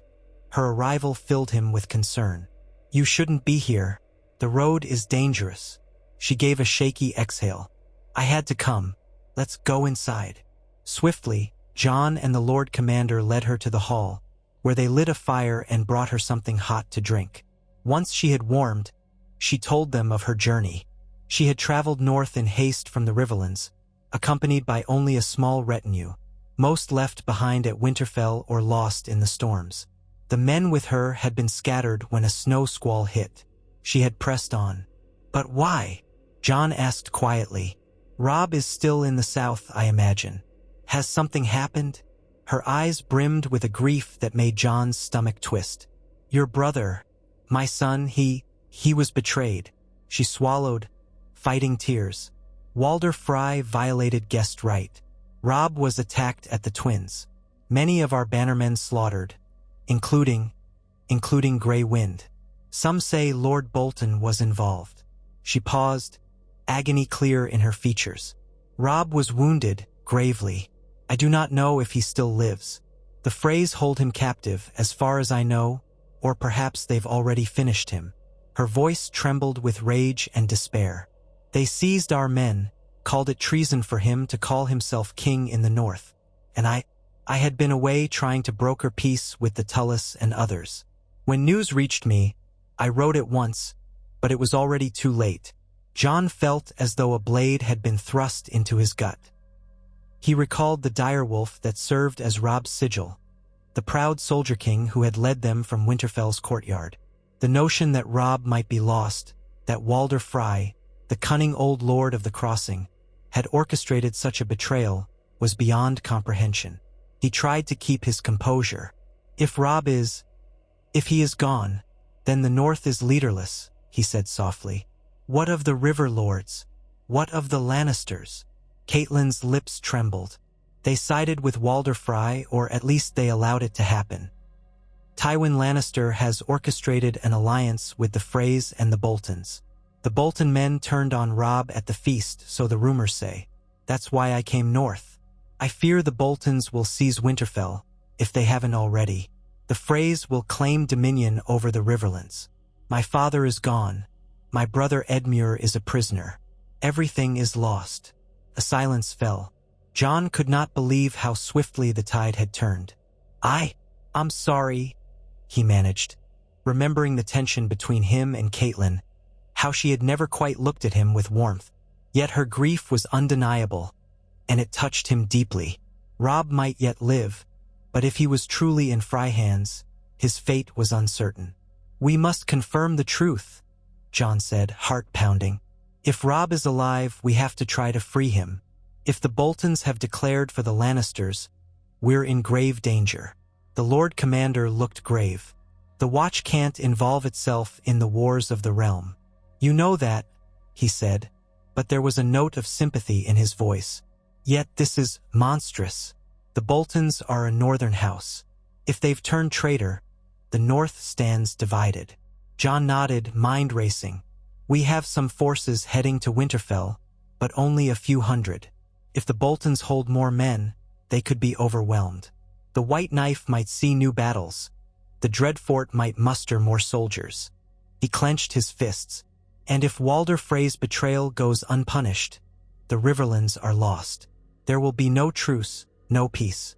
The Lannisters will claim the Tully lands, and that means no help for us here when the others come. Unless—" He hesitated, uncertain of his next words. Catelyn's eyes flicked to him, red from weeping. "Unless what?" John swallowed hard. "Unless we do what we must for the North. Even if the Watch can't officially help, I can. As Hand in the North, I might call upon loyal bannermen or those who remain loyal to House Stark. Together, we could retake Winterfell, drive out the Boltons, and then, perhaps we can negotiate Robb's freedom. or avenge him if it's come to that." His voice caught on the last words. He couldn't imagine a world where Robb was gone. "You would leave the wall unguarded?" asked the Lord Commander quietly. "And what of the wildlings, the others?" John pressed a hand to his brow. He felt the swirl of impossible choices. "I can't abandon the north to the Boltons. We could dispatch some watchers up here, a strong enough garrison of Black Brothers and wildlings to hold Castle Black for a time. But yes, I might have to lead a campaign south, or at least partially south toward the Dread Fort. The wildlings might see it as a chance to slip deeper into the north. Or they might honor the arrangement, especially if Tormund or Mance see advantage in keeping my goodwill. It's a risk either way." Catelyn's breath rattled. "You must act. If Roose Bolton crowns himself Warden of the North in place of the Starks, it will be an abomination. All those who loved your father will suffer. House Manderly, House Glover, House Serwyn, House Mormont. None of them will be safe from Bolton cruelty." John had never felt such a weight pressing down on him. The entire North teetered on a knife's edge. The others might come at any moment, but if he let the Boltons conquer Winterfell unopposed, the legacy of House Stark might be snuffed out, and any hope of uniting men against the others would vanish in the face of Bolton tyranny. "I'll do what I must," John said at last, his voice hoarse. "But we have to proceed carefully. One misstep, and the Boltons will make it impossible to rally the Northern Lords." Catelyn sagged in her chair, tears streaking her cheeks. "I should have done more to protect him. My boy, I left him. John stood awkwardly, unsure how to comfort her. He placed a hand on her shoulder gently. "We'll do what we can to save him, to save the North." A quiet knock interrupted them. Samwell Tarly poked his head in, looking apologetic. "My lord, a raven arrived from Eastwatch. Urgent. Talks of whites sighted in the forest near Hardhome. They beg for reinforcements. And, I'm sorry, my lord, they also mention, sightings of something else, large numbers of the dead." John closed his eyes for a moment. Everything was converging at once. War in the south, the others in the north, the dreadful image of whites encroaching near Hardhome, where some free folk still lingered. He recalled Mance's warnings about Hardhome, how it was cursed, how many had died there in the past. If the whites were gathering there, it might herald a major push from the others. He drew a shaky breath. "I see. Thank you, Sam. Tell them to hold as best they can. I'll muster what rangers we can spare. We can't let Hardhome fall. There might still be wildlings there who need rescuing, and we can't give the others more corpses to raise." Sam bobbed his head, eyes flicking to Lady Catelyn with sympathy, then disappeared. Catelyn fixed her gaze on John. "What will you do?" John stared at the flickering flame in the lantern. "I must send some men north of the wall to deal with the threat near Hardhome. But at the same time, I can't ignore the Bolton betrayal. This is a war on two fronts, one against the living, one against the dead." He paused, swallowing. "I'll have to divide my forces again, sending a suitable commander to Hardhome. Someone who understands the free folk, who can work with them. Tormund, perhaps. Then He felt his lungs tighten as he realized the conclusion. "I must lead an army south. If we do nothing, the Boltons will strangle the north from within, and all we'll have left is an empty crown. The others could march straight to the neck without encountering unified resistance." The Lord Commander shifted. "And the Watch?" John forced himself to meet the older man's gaze. "The Watch must remain neutral, I know, but many of the men who came with me to the wall aren't Black Brothers. They're Northmen loyal to House Stark, or at least to the memory of my father. If they choose to follow me south, that is their right. I'll not hold the Watch responsible. But I cannot stand by while my house is destroyed, especially if it means we lose any chance to unite men against the White Walkers." It was a controversial stance. Hand in the north or no, John was still sworn to the Night's Watch in letter, if not fully in practice. The vow forbade him from taking sides in the wars of the realm. Yet the realm was in chaos, and the White Walkers were no ordinary foe. Even the Lord Commander could see that everything about this war had become exceptional. In the hush that followed, the old man let out a heavy sigh. "I cannot say I approve, but I see no alternative. Go if you must, but leave us enough men to keep the wall manned, and do not provoke the free folk to rebellion in your absence." John inclined his head. "I will try to keep things stable." He looked to Caitlin. "And you, my lady, will you stay here or ride with me? The roads are dangerous." But her eyes lit with a kind of desperate resolve. "I must see if Robb yet lives. I will follow you or ride ahead if I must. I refuse to cower behind these walls while my son rots in Fry dungeons." John bowed his head. He disliked the prospect of her risking life and limb on the winter roads, but he understood. If positions were reversed, he would do the same. "Then we'll ride together. I'll gather the men we can spare. We must move quickly." Thus began the final preparation. Over the next week, John convened councils with Mance Rayder and Tormund Giantsbane, explaining that he would ride south, leaving a portion of his Northmen behind to help maintain the peace. Tormund was taken aback. "You trust me not to lead my folks south the moment your back is turned?" he asked, half laughing. John fixed him with a steady gaze. "We have a truce. The free folk want to survive the winter and the others. If you raid and kill, you'll only provoke the North into unleashing all its fury on you. If you keep the peace, there might be land for your people in the spring. It's your choice." Tormund grumbled but agreed. Mance, who had always been more politically shrewd, quietly said that if the free folk were to remain in the gift, they needed the Watch's cooperation. Attacking the moment John left would only ensure they ended up facing the White Walkers alone. So, grudgingly, the wildlings accepted John's departure and promised not to cross the new lines. John assigned the Lord Commander an additional 100 men, mostly black brothers, plus a few loyal northern soldiers who volunteered to remain. That would give Castle Black enough strength to keep the wildling settlement in check and guard against any immediate threat from the others. Tormund was to take a separate force of rangers north of the wall to scout Hardhome and see if the white rumors were true. If so, they would defend as best they could, or flee if the threat was too great. More reinforcements would come only if the lords in the north recognized the danger.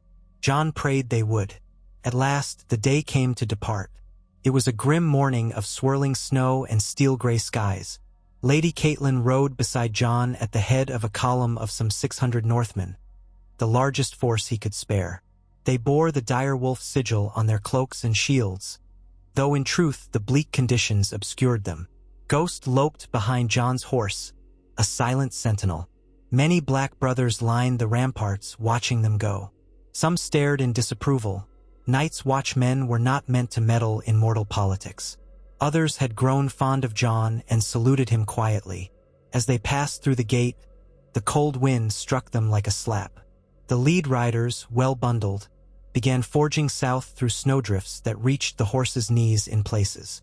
The plan was to follow the King's Road as far as Winterfell, gather whatever loyal forces remained, then press east to find the Boltons. If the rumors were true, the bastard Ramsay was sowing terror in a wide swath around the Dreadfort. Stopping him would be the first priority. Once more, John found himself leaving the wall behind, uncertain if he would ever see it again. His vow echoed in his mind. "I am the sword in the darkness, the watcher on the walls." But that vow had led him to a far different fate than any black brother before him. He felt no sense of triumph. This was duty, raw and harrowing. At his side, Lady Caitlin kept her face set, eyes forward, clutching the reins as if the horse were her only anchor in a world gone mad.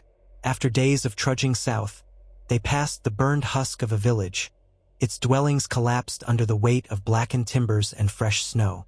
Corpses lay half-buried, savage wounds indicating a skirmish. The men recognized some of the signs of flaying. Caitlin turned pale. John's rage simmered. This was the Boltons' handiwork, or at least men loyal to them. Word spread through the column that this was how the bastard Ramsay dealt with any who resisted. They pressed on, determined to bring justice and to restore the authority of House Stark. Occasionally they encountered survivors, huddled in the remains of barns or cellars, eyes wide with terror, who whispered of men with pink flayed man sigils on their shields. Jon's anger rose at each story. Sometimes they found newly made graves, entire families put to the knife. With each horror, the determination of the Northmen strengthened. Many had lost relatives or friends to the Boltons in the wars.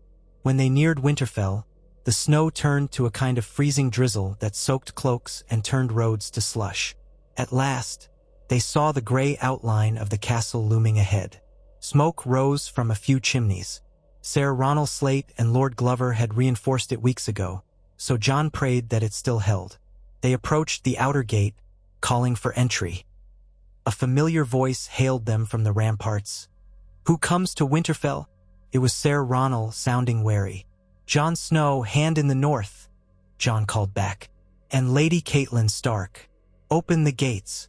The portcullis groaned upward, and they rode in. The courtyard was a mess of churned mud, half-frozen slush, and piles of lumber. Evidence of repairs abounded. Scaffolding along a half-collapsed tower, fresh timbers where burnt sections had been replaced. A handful of armed guards, some wearing the Glover sigil, some the direwolf, came forward. Ser Ronald dismounted, relief shining in his eyes. "My lord," he said, bowing quickly. "My lady, we feared the worst. You've arrived just in time. There have been sightings of Bolton men prowling the nearby woods. They haven't attacked us outright, but we found more than one poor soul flayed on the road." He grimaced, eyes flicking toward Catelyn, as though knowing how horrifying it would be for her. Catelyn breathed shakily. "Have you heard any word of Robb?" Ser Ronald shook his head. "No new tidings, my lady. Only rumors that Lord Bolton himself was at the Twins. Some say Robb was killed, some say he was taken. No raven has come that I trust. The weather is making all communication near impossible." Jon clenched his jaw. "We have no time to spare. We must gather what men we can and face Ramsay. If the bastard of Bolton is here, we end him. Perhaps then Roose will show himself. The snows will close the road soon. This might be our last chance to restore the North." Ser Ronald nodded. "We have enough supplies to last the winter, barely. The walls are still weakened from the Ironborn's destruction, but we've done what we can. We could hold out against a small force, though not a great host." Jon surveyed the courtyard, the battered walls, the frightened faces.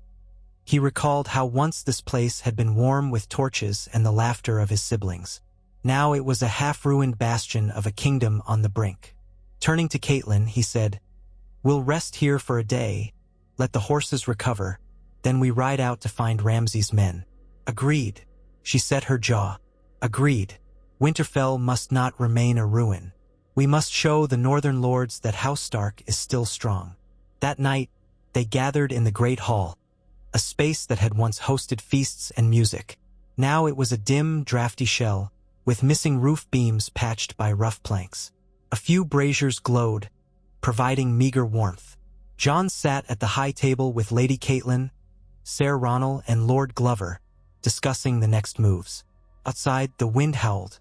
Lord Glover reported that various small houses, Saren, Tallheart, Slate, had pledged men to House Stark once they learned that the king in the north, or at least his hand, was returning to Winterfell.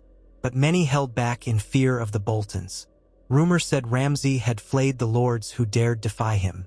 Others might be waiting for a clearer outcome before committing forces. Jon understood. They had seen enough chaos already. A sudden shout from the courtyard interrupted their meeting. Jon leapt up, hand on his sword. He rushed outside, the cold slapping him. 2 guards dragged a bruised prisoner toward him, one of the northern outriders.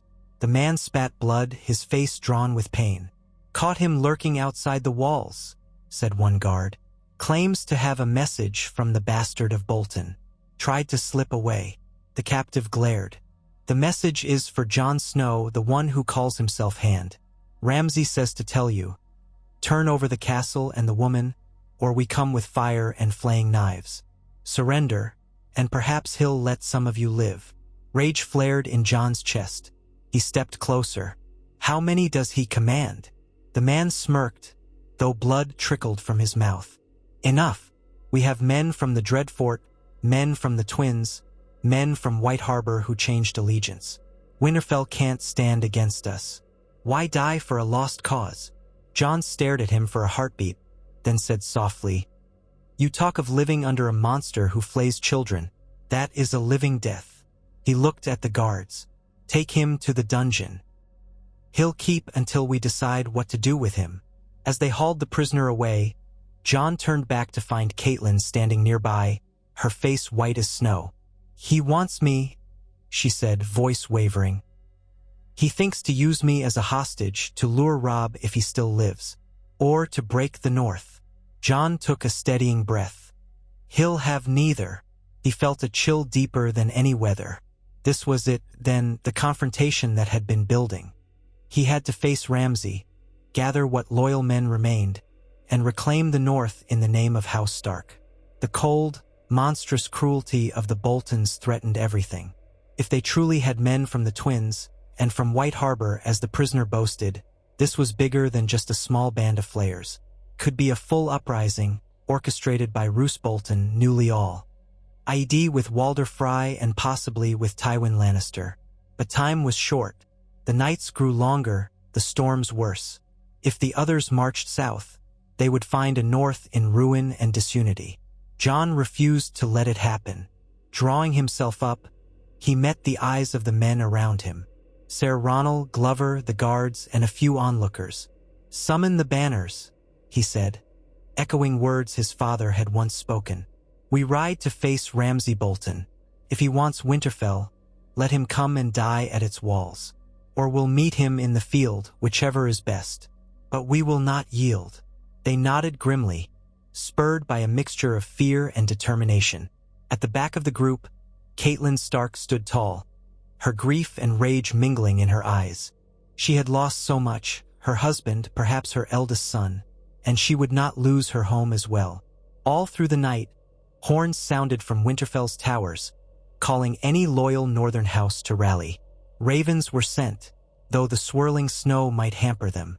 Scouts on horseback ventured forth to find any allies within riding distance. And in the great hall, Jon and his captains pored over a map of the surrounding region, marking potential routes the Bolton forces might take. The plan formed. If Ramsay advanced with a large force, Winterfell's partially repaired walls offered some advantage in a siege. If the foe split, they might be ambushed on the old forest roads. Timing was crucial. The next days were a rush of frantic preparation. Outriders trickled back with uncertain reports, Bolton men prowling the eastern woods, small groups of Frey riders near the Stonebridge. A few small houses answered the call, bringing modest reinforcements.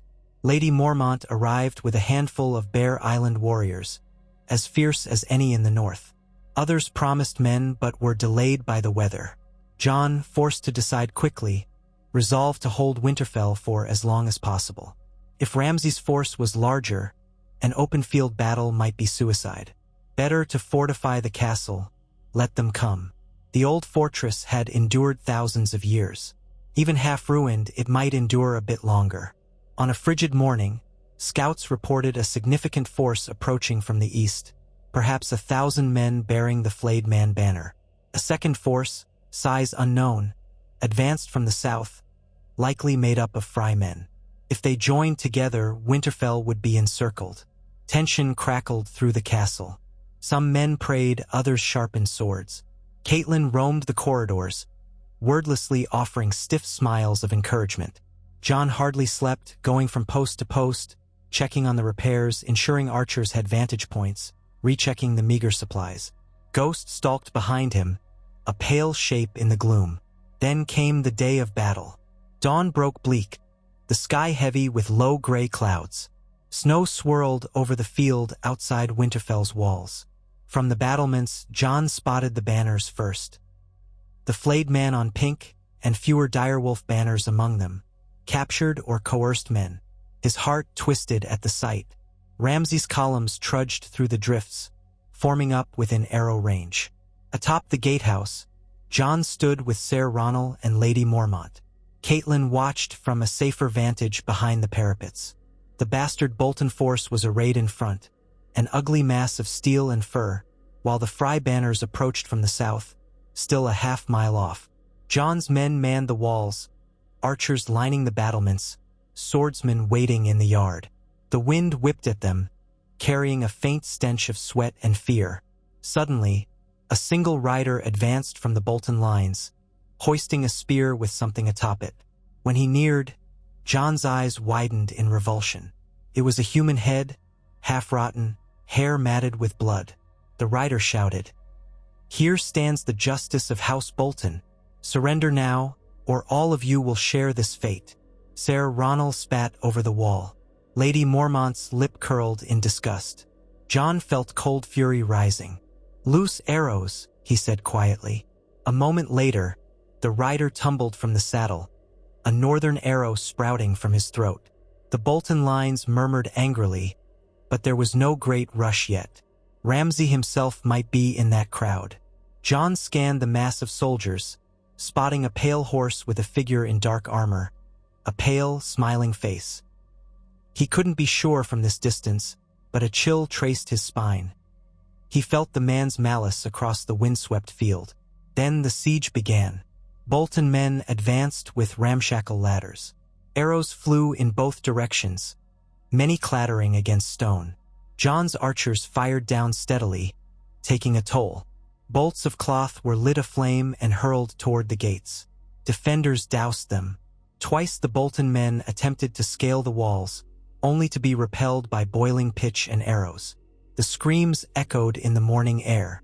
John himself stood near the parapet, calling out orders, rotating archers when they ran low on arrows. Each time a ladder thumped against the wall, a knot of defenders rushed to topple it or hack at the men climbing. Ghost prowled in the yard below, unnerving any foe who dared break through. Hours passed, the swirling snow turning red and muddy where men fell. The Bolton lines pulled back, regrouping. Then came a horn from the south. The Fry force had arrived, cutting off any chance of retreat from Winterfell.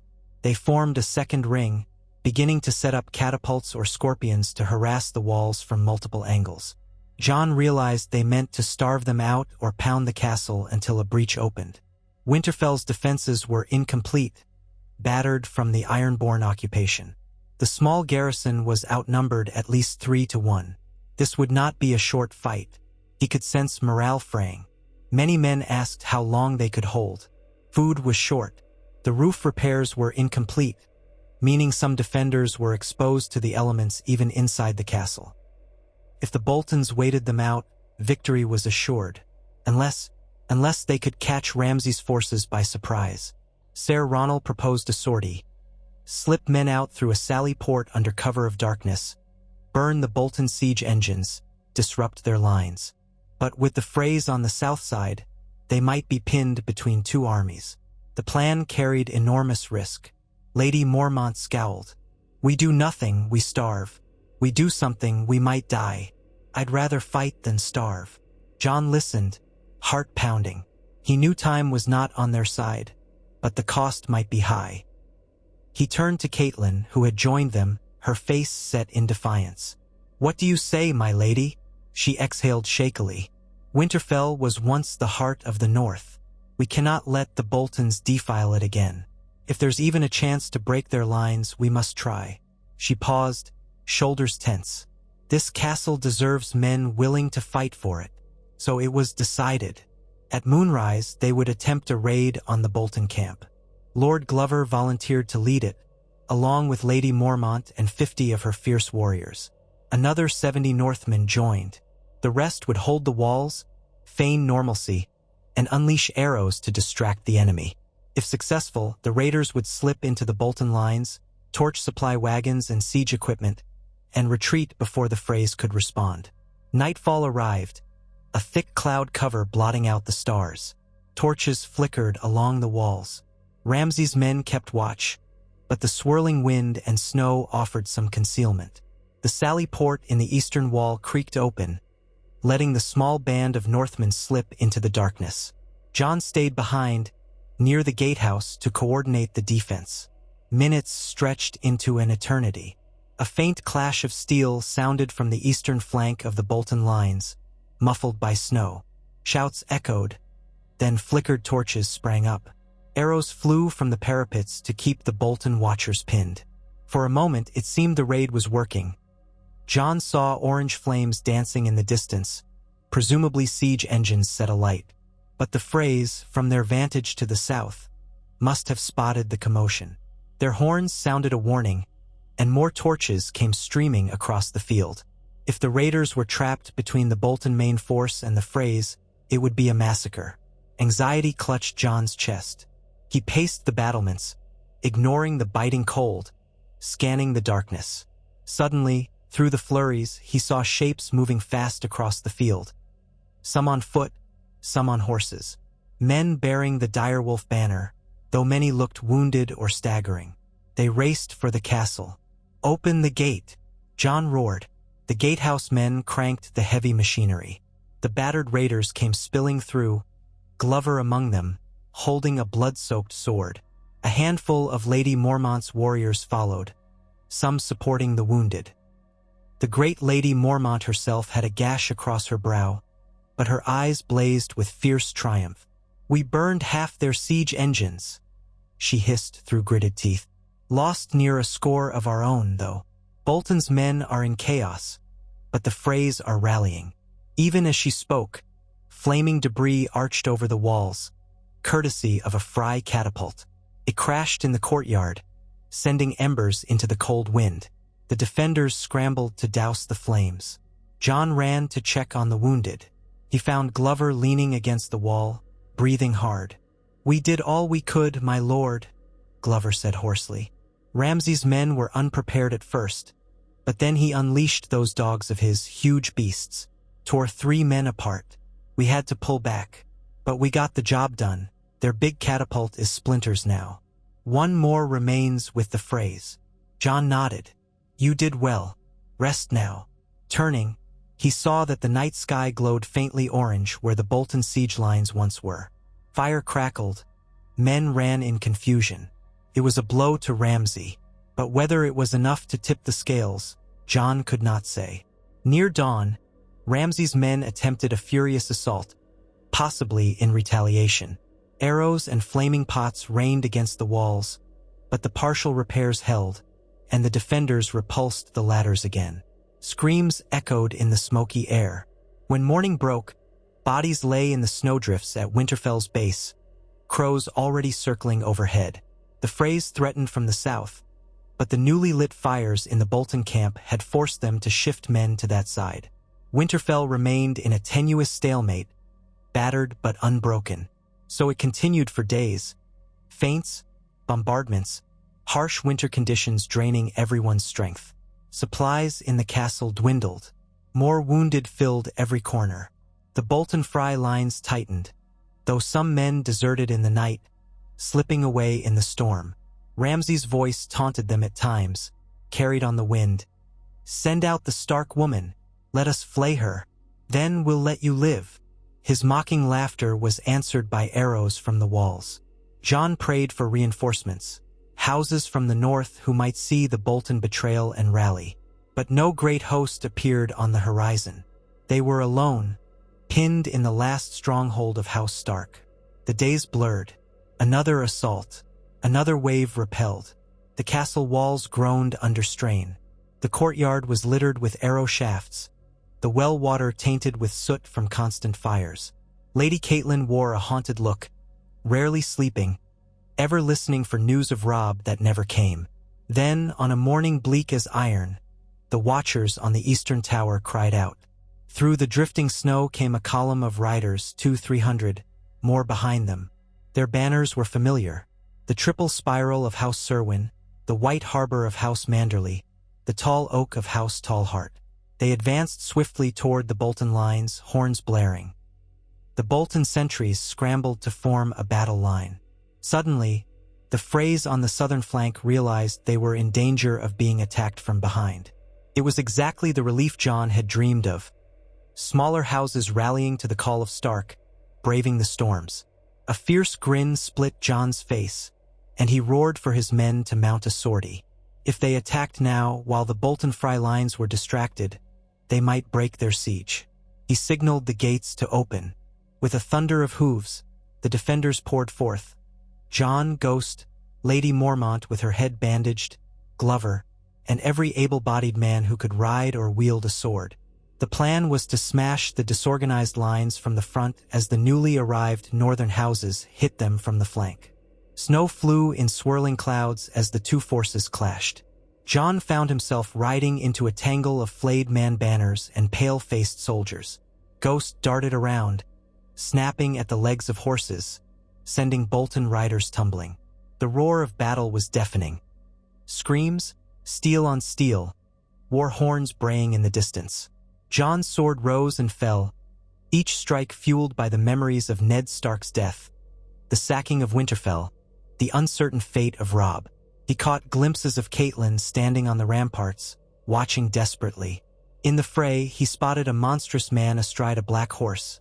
Ramsay Snow, or Ramsay Bolton as he would style himself, face twisted in a cruel grin. Their eyes met. Ramsay turned his horse toward John with a mad laugh, brandishing a wicked-looking flail. "Bastard to bastard," he hollered. "Come and die." John spurred his mount, meeting Ramsay's charge. The flail whirled through the air, spiked balls whistling. John ducked, feeling one graze his shoulder, a stinging tear in his cloak. Ghost snarled, lunging at Ramsay's horse, but Ramsay kicked the direwolf aside with a vicious blow, knocking Ghost off balance. Fury surged in John. He parried another strike, then slashed at Ramsay's side. Sparks flew as the blade met armor. Ramsay's eyes shone with twisted joy. "You think you can save them?" he spat. "I'll flay every man in Winterfell, just as I did that half-wit stable boy." John's mind flashed to the charred remains he'd seen months ago.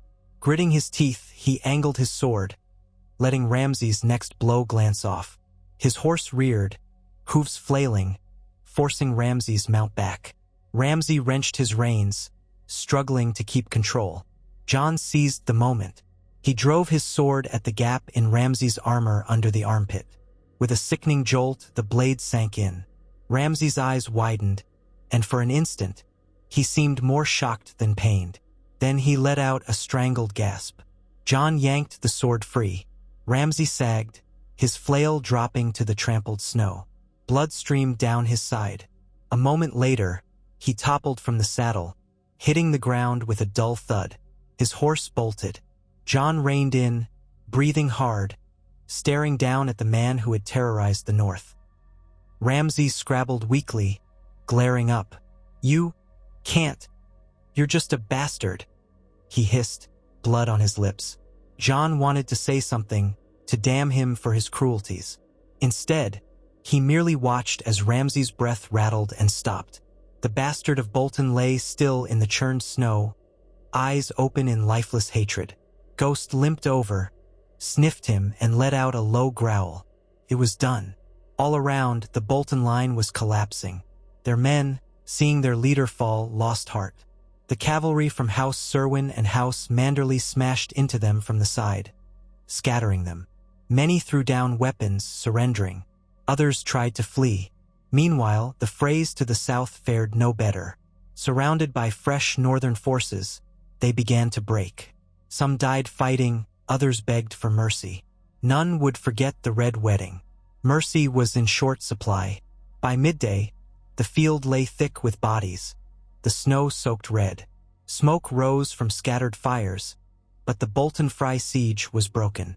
Triumphant cries echoed across the battlefield. Northmen embraced, tears of relief streaking grime. Winterfell was theirs again, at least for the moment. John dismounted, helping Ghost stay upright. His direwolf had a bleeding wound on his flank, but still stood proud. Nearby, Lord Glover clapped him on the shoulder, exhausted joy in his eyes. "We've done it. The bastard's dead. Winterfell is free." John could hardly process the relief. He turned to see Lady Catelyn descending the steps from the gatehouse, rushing toward him. Her eyes swept the battlefield, tears springing up. "John," she breathed, "I saw you face him. Thank the gods you're alive." He dipped his head. "Ramsay is gone, but Roose Bolton remains somewhere, and the frays aren't finished. We have to hold the north, unite every house that remains loyal. We can't rest yet." Even so, the immediate danger was past. The survivors roamed the battlefield, retrieving wounded allies, disarming the last pockets of resistance. Men from houses Serwyn, Manderley, and Tallheart cheered when they realized the bastard of Bolton was slain, many spitting on his corpse or cursing his name. Some tore down the flayed man banners and trampled them in the bloody slush. Within an hour, the battered gates of Winterfell opened wide, welcoming their rescuers. The courtyard filled with men hugging each other, slapping backs, tears of victory mingling with exhaustion. Catelyn stood on the steps of the great hall, pressing a hand to her heart. "My son. If Robb could see this, he would be so proud," she whispered. Jon stepped up beside her, mindful of her grief. "We'll send out ravens. Perhaps Robb yet lives. We can rally the North fully, stand together against the Lannisters and the Freys, and the others." He paused. "If we do this right, we can unify. They took our father's life. They tried to destroy our family. But we stand still." She nodded, tears glistening. "We stand still. House Stark endures." In that moment, the wind sighed through the broken towers of Winterfell, carrying the faintest hint of spring, perhaps an illusion. The snows still lay thick, and winter was only beginning. But for one heartbeat there was hope. The North, for all its scars, was not yet defeated. Jon felt a swell of determination. He had come from the Wall to save his home from betrayal and cruelty. He had done that, at least for now. But the war was far from over. Roose Bolton still lurked, Walder Frey still held power in the Riverlands, and no word of Robb's true fate had yet reached them. Meanwhile, beyond the Wall, the White Walkers lurked, and the Free Folk's precarious truce with the Watch could unravel if the Southern War dragged on. Yet the sight of united Northmen in the courtyard, from different houses, standing beneath the Stark banner once more, reminded Jon that he was not alone. They had chosen to fight beside him. He was a bastard, he was a brother of the Watch, he was Hand in the North, and somehow he had rallied them to stand against the darkest betrayal. Perhaps that would be enough to face the even darker night to come. Late that evening, he returned to the Godswood, a place of blackened trunks and drifting snow.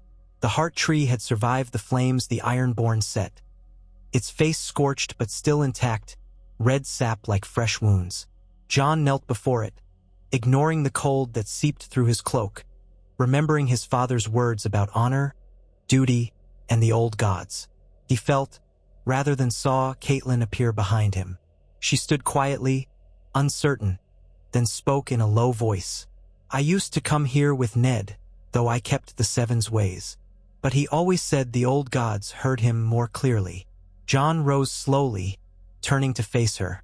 The memories of her hostility lingered, but so did their shared sorrow. They had lost so much. "I hope they're listening now," he said. "We'll need all the help we can get." She looked at him carefully. For the first time, her expression held something akin to gratitude. "I never expected you to save Winterfell," she said. "I never thought I'd see this day. I've been unkind to you, Jon. I can't change that. But what you've done, Ned would have been proud. Robb too, wherever he is." Jon bowed his head, overwhelmed by a swirl of emotions. "I only did what was necessary. For the North, for our family. My father's family." Catelyn hesitated, as though wanting to say something more, then she simply nodded. The silence of the gods would settled around them, broken only by the sigh of wind in the branches. Snow drifted down, whitening the scars of war. In that sacred quiet, they were no longer lady and bastard, mother and outcast. They were just two souls bound by love for the same people, mourning the same losses, fighting for the same future. Tomorrow, the reconstruction would begin again. The North would need a leader or leaders, strong enough to rebuild alliances, fend off the Lannisters and Freys, and prepare for the threat from beyond the Wall. Jon was not certain how it would end, or if he would even survive the battles to come. He only knew that, for tonight, Winterfell was in Stark hands again. The flayed man banner lay trampled in the snow. The bastard of Bolton was dead. A small victory in a larger war. Quietly, Jon left the Godswood, making his way back to the great hall, where men drank and patched wounds by the flickering fire. Ghost padded at his side, favoring his injured flank but determined as ever. Everywhere John looked, he saw signs of hope amid the devastation. Battered men sharing bread, weeping over fallen friends, but refusing to yield. Such was the spirit of the North. Such was the legacy of House Stark. As he entered the hall, men rose from benches to hail him. Some called him Lord Snow, others Hand in the North. He accepted neither wholeheartedly, but gave them the best reassurance he could. "We stand together," he told them. "Winter is coming, but we stand." They cheered softly, raising battered cups, and in their tired eyes, John glimpsed the reflection of the dream Ned Stark had once held. A unified North, honorable and unbowed, prepared to face any darkness. For now, that dream flickered like a flame in the winter night, fragile yet persistent.